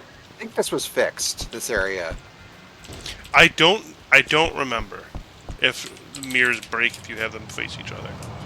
Yeah. Yeah, because I was kind of wanting some more mirrors in the changing room on Studio, but that's like a dark voodoo that I'll leave to the people who are less likely to break something. I mean, getting those props in was like 14 hours to do something that would take me like 1 in Unreal 4. Yep. Does Duke Vision work at all, or no? Is that still a work in progress? When you get to a certain point, I mean, you're talking about in the leak, or? Yeah, I'm playing the Bikini Atoll. Okay. Yes, it does work, but you have to get to like. Oh yeah, you have to do the what's it called? Herald. Yeah, Herald. You ain't seen Herald? nothing yet. And When to you bring get the to a certain- flashlight guy to his son. All that. I think the Hall of Mirrors issue is fixed. Yeah, This is what I we're thought. looking at over here. Yeah, I could have sworn I said it was fixed on GitHub. Yeah, it fixes a build 3. Oh, cool. I can close that. Yep.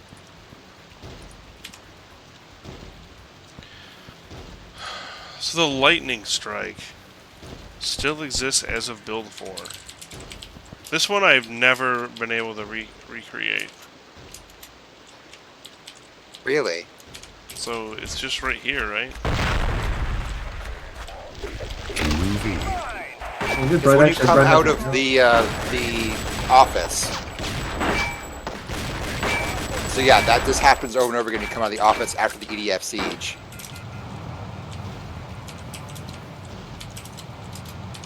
So right now it's normal, but then it just breaks for some reason after the siege event.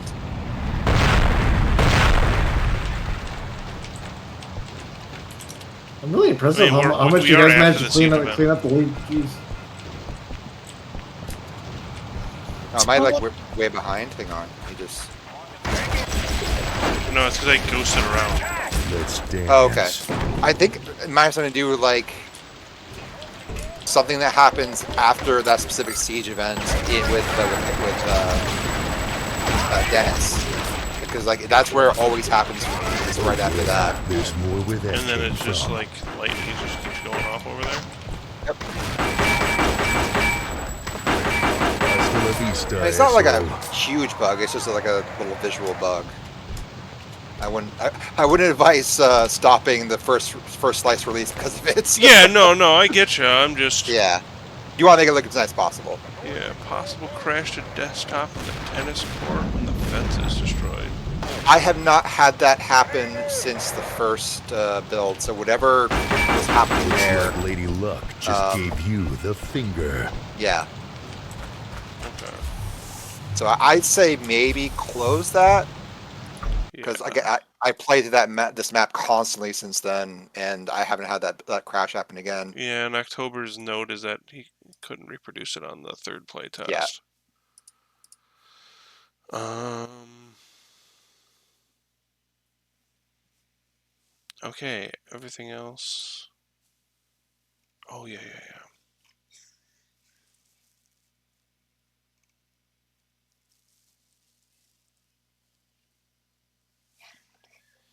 Okay, let's try to look at this bug one last time. This is the M16 box right here, right? Yep. Okay, so it happens like right here. Oh So- shit! John Romero is going to be streaming this weekend, building a new level for Sigil 2. Fucking A.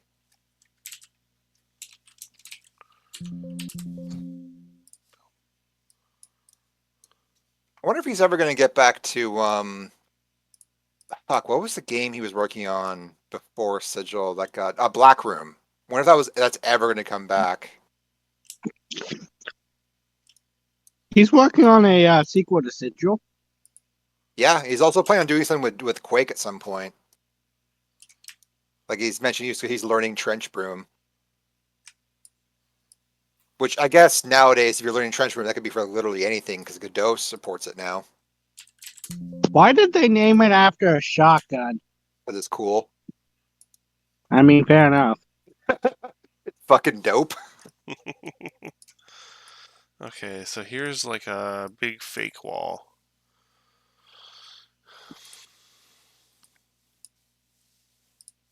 What's the best Half-Life 1 editor now? Is it still Trench Broom, or is it like I remember hearing about like Jack or something is pretty good.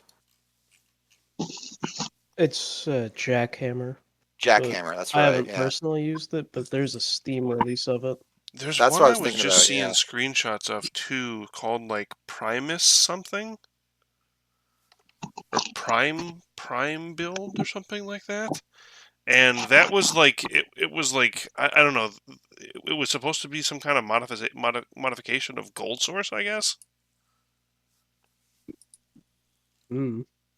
I don't know that one. Somebody mentioned it in senior chat the other day. Oh, the flashlight guy stuck in a doorway. Oh, jeez. Oh, there we go. Prime XT, that's what it's called. I'm XT. Okay. It's an open source. Oh, it's for Zash. Okay. God, I Zash wish is Valve would just open source Half-Life. Like, they should open source Half-Life and also make it free. Like, fuck it at this point, you know? I think Okay, the only flashlight guy people likes to that get have stuck. The source code is Come on, the people who made whoa. They Hunger. What's over What was here? that? I think the only people that were ever given the source code for the game outside of Valve were the people who made They Hunger. I thought Sven Co-op got the source code. They might have. Because they did some really wild shit with Gold Source, the Steam release, and then, like, they apparently lost it or something. Doe. Which, it's like... You're having too much fun. I'm taking this away. Like lost it like it fell off of a truck to everyone else, or lost it as in Valve took it back? Unfortunately, it is the second one. Oh, okay. Yeah. No, if it was the first one, I'd be hooting and hollering. Yeah. Because that'd be a boon.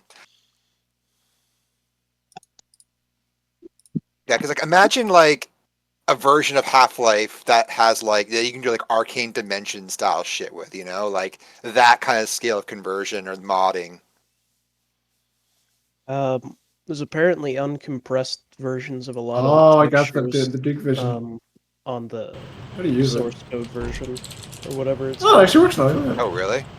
Yeah, because some of the Hunger's like character textures are just Groovy. like color edited versions Yeah. of very high quality Half-Life 1 textures. Wouldn't be surprised because like that was like Neil Mank got like that PC Gamer money. I wonder how I'll much he got talk to you paid for guys. that. I would talk to you guys later. Take it easy, keyboard. Peace. I didn't do it. Yeah, like I wonder how much those like old PC Gamer like mod commissions cost because like there were quite a few of those. Yeah, Gunman devs had access to full Half-Life 1 engine because like that was like a full blown like retail release. I imagine also Gearbox did because of 007 Nightfire and also the expansions. Yeah, they had to have gotten source code when they got the expansions. Yeah. Liquid asks, I know I asked before, but I was just making sure. Is the Resto project First Light still going to have the system/sound folder and such? Yeah, Yeah. as far as I know. I mean, It needs those. The game needs those to run, so Yes. it will definitely have those things. we're not going to pack them into like a encoded file or something, if that's what you're wondering. Yeah, no. You guys Yeah. have access to everything that. You guys will have access to the same tools we do and the same files we do. You can replace Duke Nukem with the sound of you farting. We don't care. Go for it. Do it, please. Yeah, still have the slight issue of with the power. Yeah. They have to be different farts for each line, though. Yeah, right. You gotta mix it up. Oh, oh, that's how you do it? We have some creative standards. Exactly. Okay.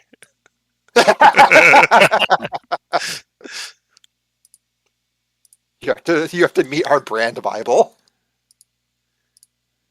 Brand Bible? Is that a reference to something? Like, which elevator do I use now? That's just like Oh, there we go. like when you work on like really like well-known IP. Like for example, if you work on like a Disney project, you probably have to like obey their brand Bible, not make sure you're like violating any of like their internal rules or design like philosophies because Mickey's they probably mouse get ear must not be 1/16 of an inch larger. exactly that kind of shit.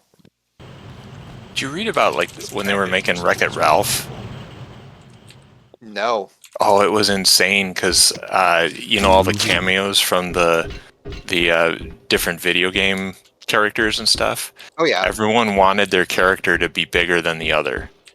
Oh my god. Like, you know, like Zangief had to be huge compared to, you know, when like Ralph is sitting there in the self-help group or whatever. Like they all wanted Zangief bigger than Wreck-It Ralph, and you know that kind of thing. Oh my god, that's so fucking petty. Make him bigger. No, bigger. They all wanted to like make sure that their, you know, their brand like looked larger than the other ones that would be sitting in the room and stuff. I have to post something in Nomeg Channel right now. Hang on, this is very important to me. Ruby. Oh, it's worse. Come on. There we go. What the hell? What is this, man? Get out of here. Ugh.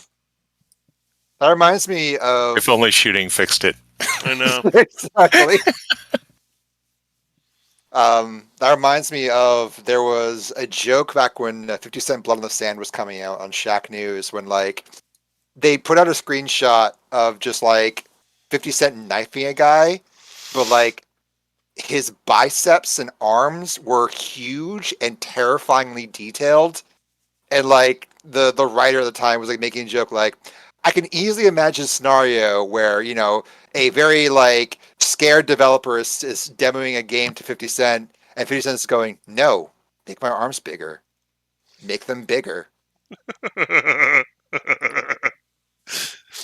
sounds about right. Yeah. Well, I mean, we're talking about the same game where, like, apparently the reason why there's so many helicopter fights in that game is because his son said, I want helicopters in it.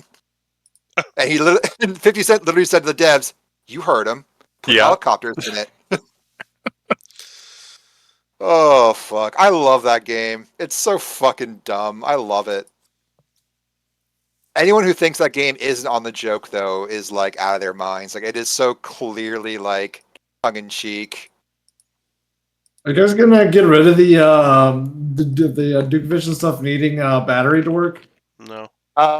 No, but the leak. So, like, I think in the leak, the drain is much faster compared to where we are. Yeah, it is. Yeah. Yeah. And the other thing is that we have talked about potentially having it recharge slowly.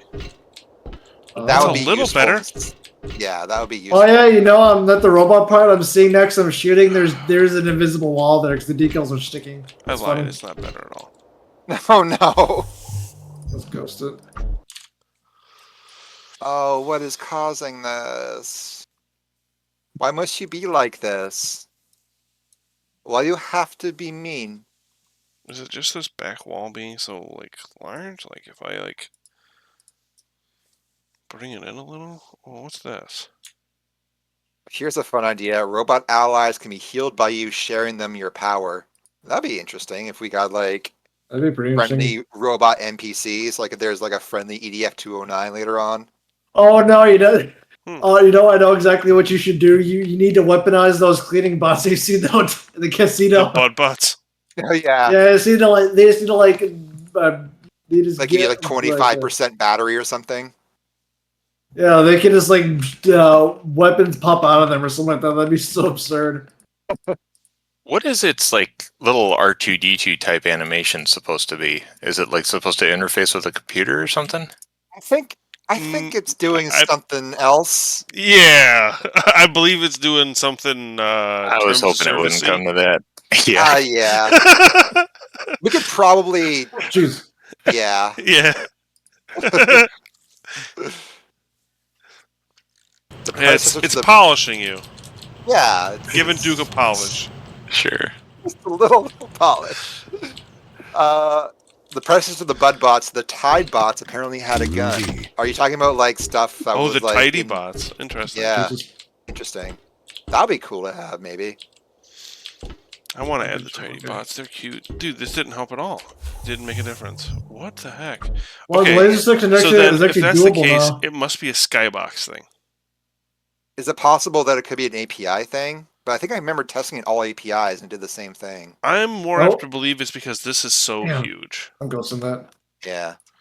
I think we have a new Skybox, and I don't think this is it. It's not. So let me pop over to Penthouse 2, where it's got the new Skybox. Are you saying that after they polish you, they offer you a cigar? Yes. Seriously? Oh my god. Yep. That's like some Austin Powers shit. I kind of love it. Smoking a pancake? I'm all about that Austin Powers shit. Bong and a blitz? Cigar and a flapjack? Yeah, I still ghosted through the laser part. Honestly, like I've gotten to the point where I'm like pretty damn good at laser part. It's not even this. It's the moving ones. Oh, Razor makes a good point. Could always put a billboard in front of the Skybox bug, but then like if you moved around the billboard, you'd see the whole still probably. But that could be interesting. Potentially. I'm gonna try this, and that's replace it with our new Skybox. All right. And we'll see what that does. Oh. Ouch. There.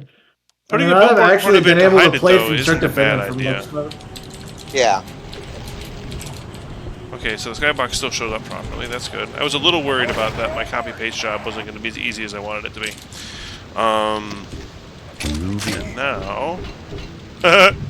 it's still there. What the fuck?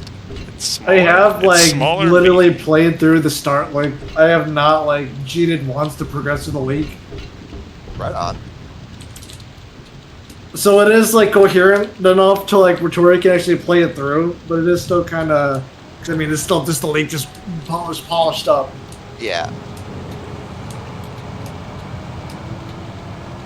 But I mean, my God, this is incredibly impressive. It's like I didn't even do this like when I played League myself. So. Yeah, it's also more just like some just good fixing will do for you. Oh yeah. But I'm gonna bounce, but this is really cool. It's Hell yeah. good. Take it easy. Oh yeah, that's Glitter's work, bro.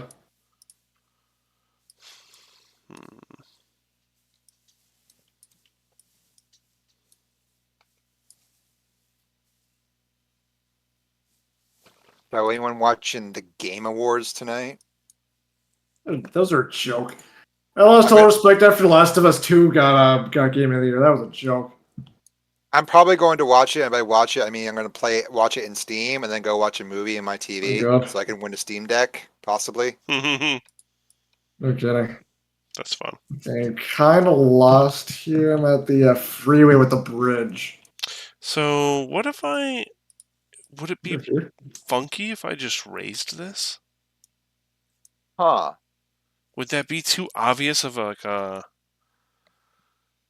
like just this, like, just this side essentially would be. Whoa, what is this? We're supposed to go across the bridge over the freeway. I believe so. I ghosted a lot through chapter 2. Yeah. It wasn't really clear what to do. Yeah, I think I do have to go there because like the thing's supposed to lower something. Oh, it's a half wall to allow it. Okay. Okay, yeah, no, there was a odd barrier. I mean, I think it would be really obvious though if that like all of a sudden this wall is going to be taller than the rest of them. So without like raising them all up.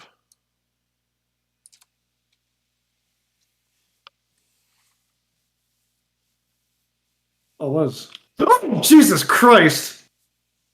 Oh my, that was so loud. Liz Abel has joined the Bioshock 4's narrative lead. Interesting. Okay.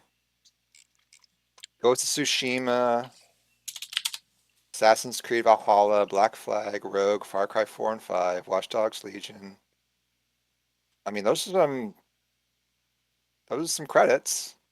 I think Black Flag was really well written, so was Rogue. Although, should Bioshock 4 happen is another question. I don't know. I love Bioshock. If it's done right, then yes. Yeah, I'm a huge Bioshock 2 defender, so I think it might be interesting. Depending on what they do with it. Yeah. Is Ken Levine still like off fucking around with like his company still? Has he like actually shipped anything in the past decade? What in the hell is that?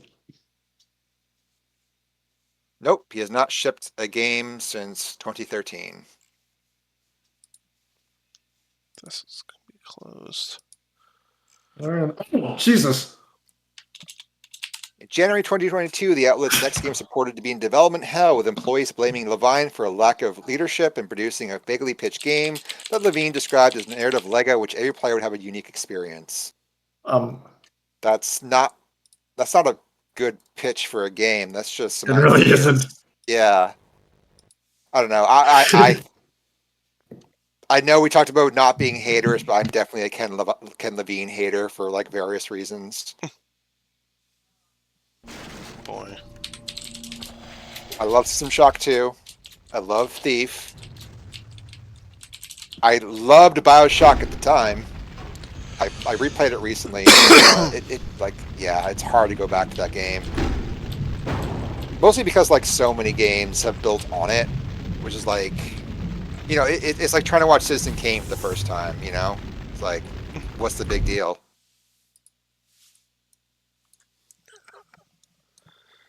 But hey, back in 2007, that game was the hottest shit ever. I got my Big Daddy statue with its missing drill arm on my shelf. I played through the first one, never the second. Second one is really, really good. Like I think it's the combat is better, the levels are better. I think the story is like more interesting. Yeah, like the fact that you can dual hand plasmids and guns makes the combat so much more fun. Yeah, they do. And like I'm biased because I'm biased twice because I have a friend who worked on both Bioshock and Bioshock 2. No.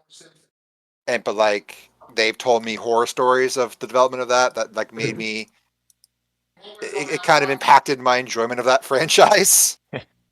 And also my thoughts about Ken Levine in general.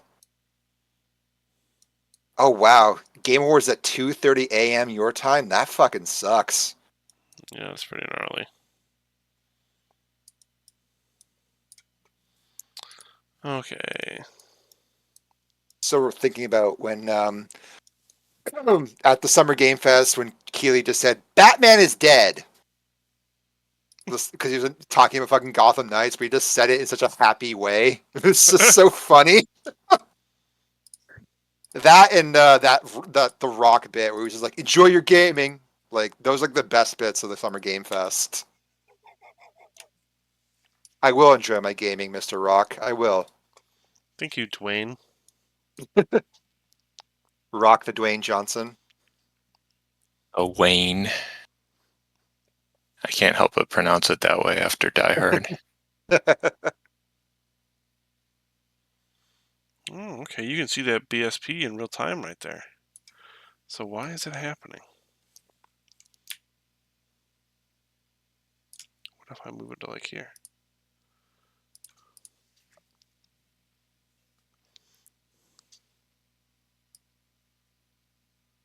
Okay, Are there any more games coming out this year, or are we just done for video games? I mean, it's like one I'm pretty excited about. Well, yeah. The only release I can think of is The Witcher 3's next gen release coming in a couple days on the 14th. Yeah, I'm kind of excited for that. I'd love to play The Witcher 3 again. It's it seems like they're hinting at a first person one because the description of the list said that there was an alternate camera mode that brings you closer to the action. So I think they're gonna add a first person mode. That'd be cool. It's kind of a standard because GTA 5 did the same thing with this next gen years ago. Yeah. Fix that BSP hole. Hell yeah. And then the photo mode, 4K textures and ray tracing and stuff like that. So Very nice. All right, what's coming next year? What do we got on the docket? Okay, we got Persona 3 and 4. Sons of the Forest. Yeah, Dead Space. And Resident Evil 4 remake. Yeah. Oh yeah, that's in February, Yeah. isn't it? Yeah. Company Heroes 3. Raise Tales the of Symphonia. fire extinguisher. Oh wait, no, that's the version I already have. Atomic Heart. Like a Dragon Ishin.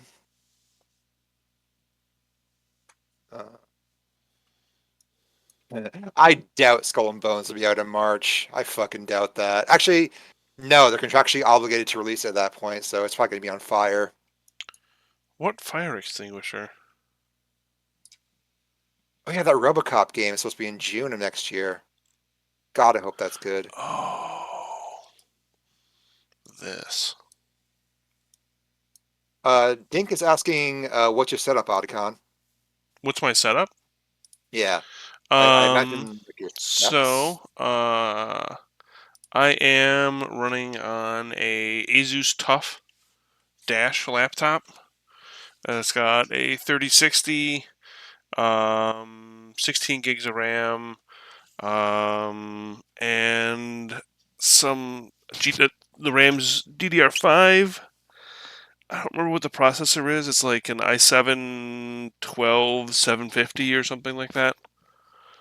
It's like a, I don't know. It does everything I needed to after so before I got this laptop in development, I burned out my old 10-year-old computer that just was like in need of replacement, but the thing is just that like it was such a reliable PC that I just didn't want to get rid of it. And then it forced me to basically. And then after that I've had I had a laptop I was using that I fixed that my cousin like it was my cousin's, it had broken, and so then I had fixed it up and got it working and started using that for a while, and then during Duke that burned out. I killed Jesus that one. Christ. So I demand more power. Yeah. That led me to this laptop, which is a great laptop. Yeah. It's been killer. Like I've been playing the new God of War on Maxed, and like man. I can play Cyberpunk with RTX and stuff like that. Like it's a pretty good laptop that for like $1,000. Hell yeah, that's awesome. I don't think this is going to be just as easy as moving it like that. Is Tears of the Kingdom really come out on May 12th? Really? Oh wow, okay, interesting. I hope that's good. I hope it's not like we don't have like a Skyward Sword situation.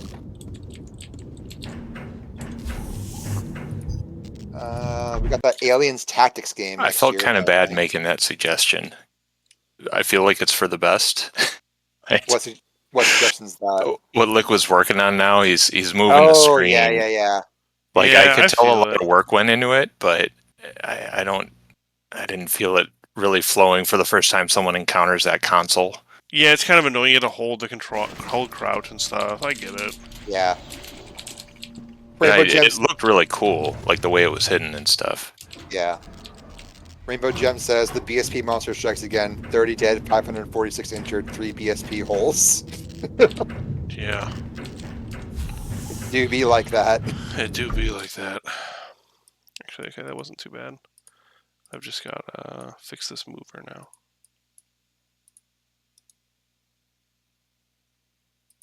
Avatar game is next year, apparently. Hmm.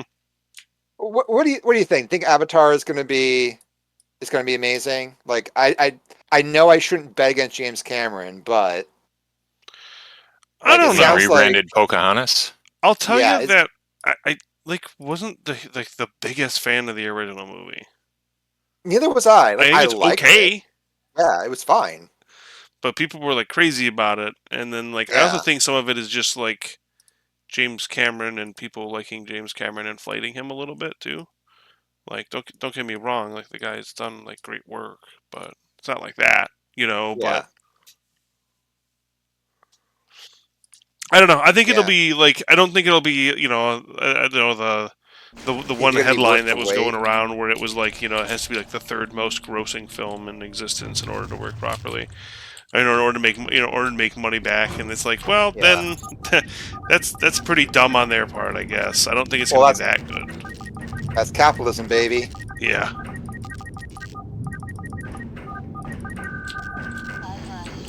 I was gonna go see it in theaters, but I don't know. It's also 3 fucking hours long, and I'm like, what if I just stayed home instead?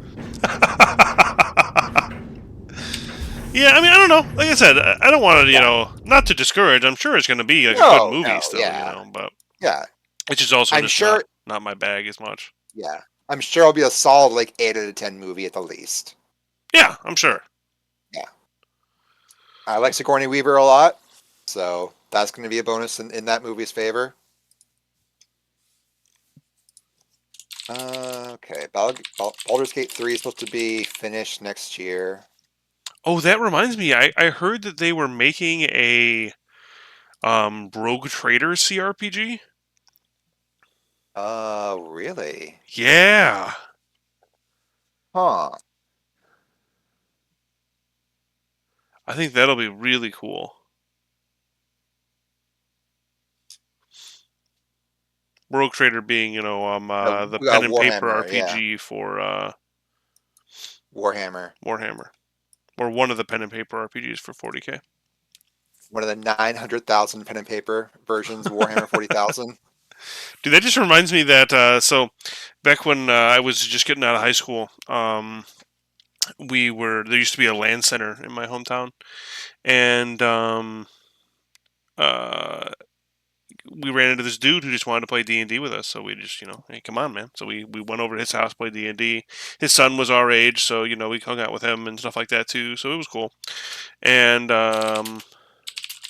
he was super, super into pen and paper RPGs to the point where, like, he ended up, like, moving to, Kentucky or something like that, and was taking a train and couldn't take it all with him, and so I inherited all those role playing fantasy books, and that includes his collection of every single Middle-earth role-playing book and all of the binders of information that he hand wrote or printed out and put into these like huge 3-ring binders that are like, you know, the 2-inch 3-ring binders, and it's just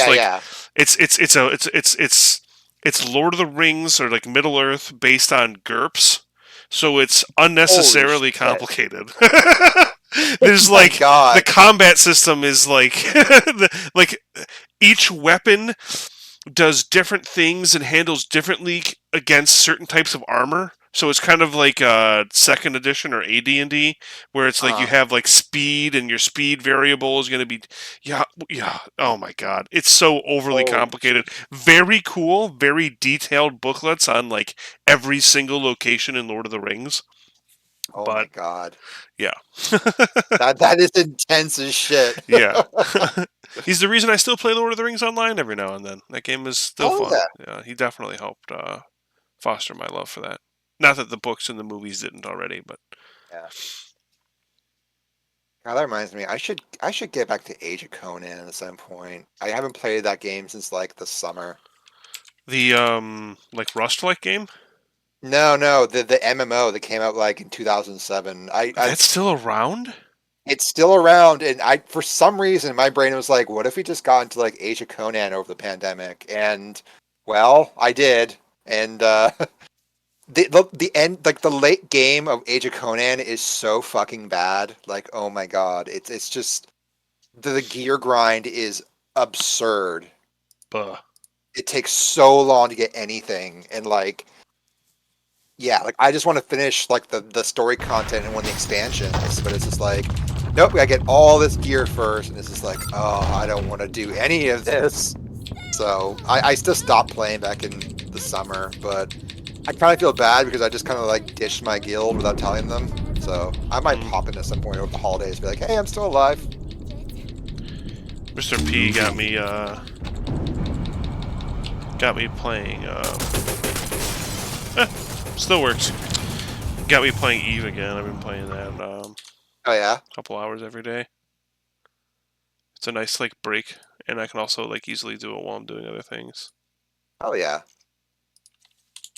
Within Is that interaction with Eugenia, I was looking for the "Here, let me get the door" subtitle. Like I found the subtitle and everything, but for the life of me, So- I could not link it to the actual event that was going on. Oh, so you I don't can't. know if there's something level specific that You I was can't missing. link it to. Hang on, it's all of that dialogue is hidden in a closet. Here it is, over here. It's like right adjacent to the hallway, right? That she's in. Yeah, hang on. Here's the hallway. Oh, is the bathroom turned off? Is that why I can't find it? Christ. Okay, it's right in here. That's this one right here. Talk to Eugene 5. Yes. Yep. So you can't tie Oh, so dialogue it's to got it? the wrong. Okay. That's the wrong tag then. So I'll fix that on the subtitle. Yeah, that should all be all it is.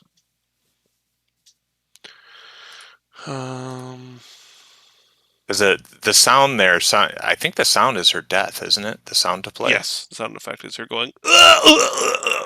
So should the tag be? This is where I was getting confused. Should the tag be? Because if it's going to play the sound for her dying, shouldn't the tag Be named like her death? be like, yeah? I mean, 'cause if we the were let me get the door would be first, right? Or before that, before she dies, right? Right. And So that's where the I was answer like- is, I mean, maybe, but it's all just based off of whatever it was named. I mean, it could be Yeah. named something differently. Like we could go through and do that kind of stuff, but I'm more concerned about making sure that stuff is, I don't know. No, that's That's fine. not as much of a. Yeah, I can poke around on it more. I just wasn't sure if there's a quick fix for it. Yeah, just renaming it that would be the fix for it, really. I'll give it a shot. Yeah. Makes sense.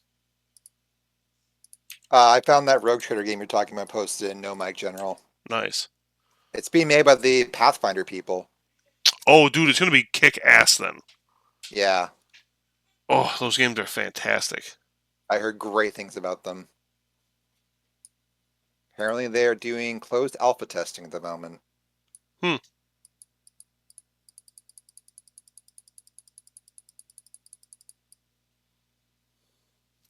What does it say about video games? I see system requirements 100 gigabyte available space. I'm like, yeah, okay, that sounds reasonable. Yeah, isn't that rough? It's so fucking bad. It's Sucks. like, God, I mean, that's why I have this absurd amount of hard drives and like fucking solid state drives because it's like games be big.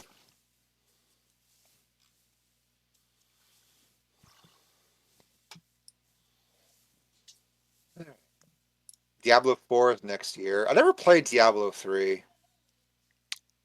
It's fun. Oh, Demon School is next year. Fuck yeah, I'm excited for that game. That's Necrosoft, who did what did they do? They did something that I really liked. Gunsport, which was a cyberpunk volleyball game on the Vita. Also, Oh Deer, which is a like drift racing game. We play as a deer. It's like Outrun. But yeah, Demon School is like a Persona-esque like tactical RPG that looks so fucking good.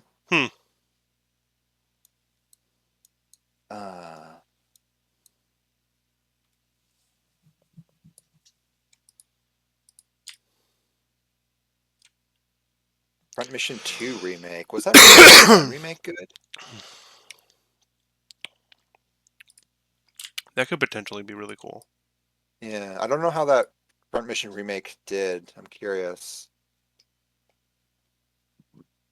The first one, I don't think it didn't come out yet, did it? Came out last month, apparently, November 30th. Oh. I didn't realize that it came out. That's very late for this kind of game to release. That makes me, Let's ask the internet. Is what is reviews for Front Mission Remake. Metacritic 65.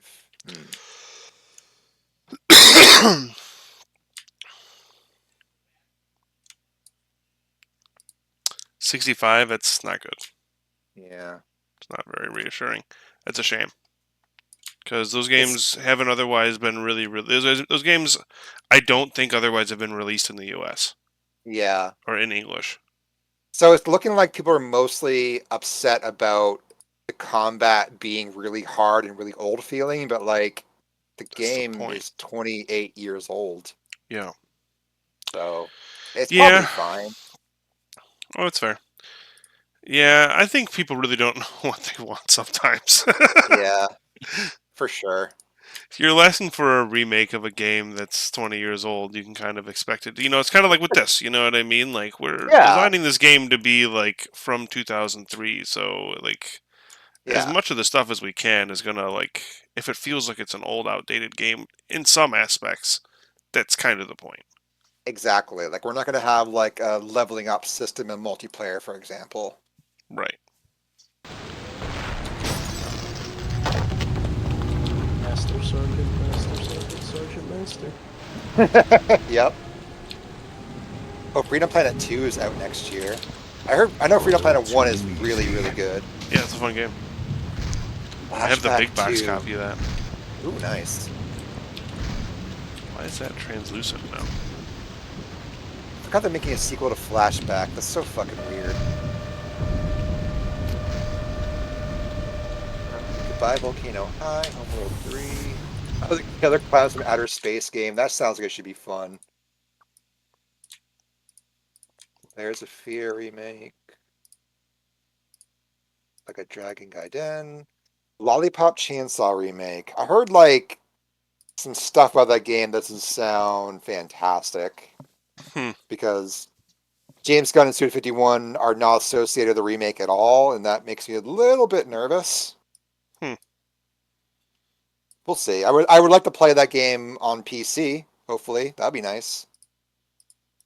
I mean, if Gunn did the writing, it's not like they need him to rewrite something that they're just That's true. reloading, right? Yeah, very true. That Lords of the Fallen remake. Are they going to improve the game? Apparently it's like a full-on reboot, which is funny because there's only been one game in the series so far. Yeah. I mean, right on though. It's fun. I mean, I enjoyed that game. It's just it was a very stiff Dark Souls, and that's what they were going for. So right on. But oh, speaking of Dark Souls, Liza P is next year apparently, which is the fucking Pinocchio Bloodborne game. Oh. It actually looks really good. That's the fucked up part. Spider-Man 2, Mega Man Battle Network Legacy Collection, Metal Slug Tactics. Payday 3. I want to get back into Payday 2. I love Payday 2. Redfall, Rise of Triad.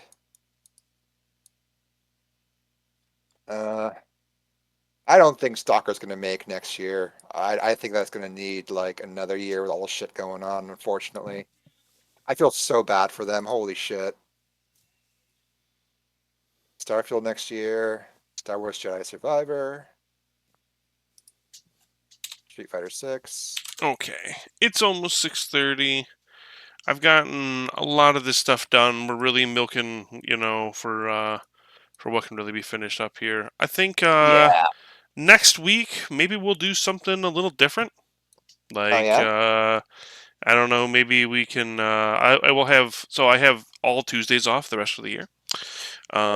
So I don't know, maybe we'll do like a multiplayer stream with folks. Have people play some multiplayer with us, or like yeah, I don't know, something like that. Something like that could be fun. Yeah, that sounds like a ton of fun, actually. I guess now that I see this, let me fix this.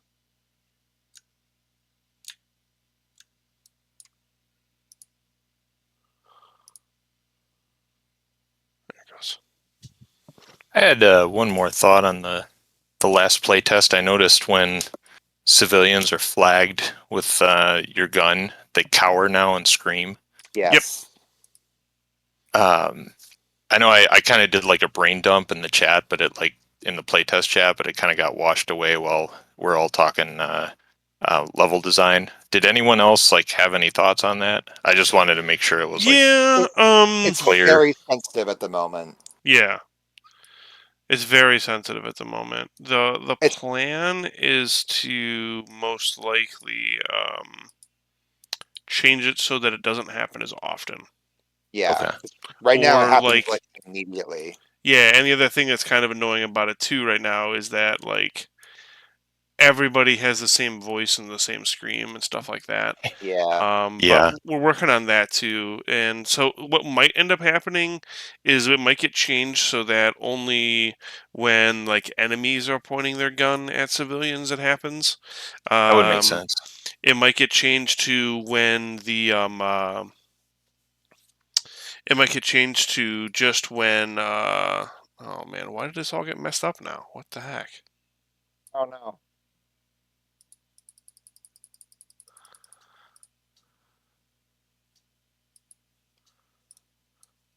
It might get changed to just when. Yeah, all right, whatever. I'll fix it later. It might get changed to just when NPCs pointed at it. It might get changed to if we can only when Duke points his gun at like someone's head.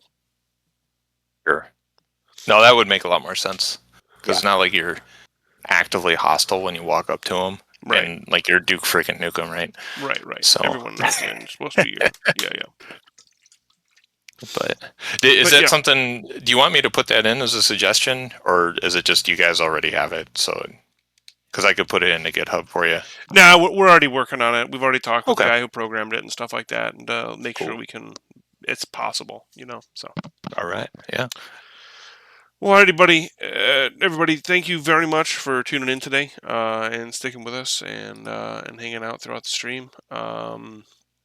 We will be back most likely on Tuesday, and I will make sure that the update for like the last week's stream gets uploaded here in the next day or so.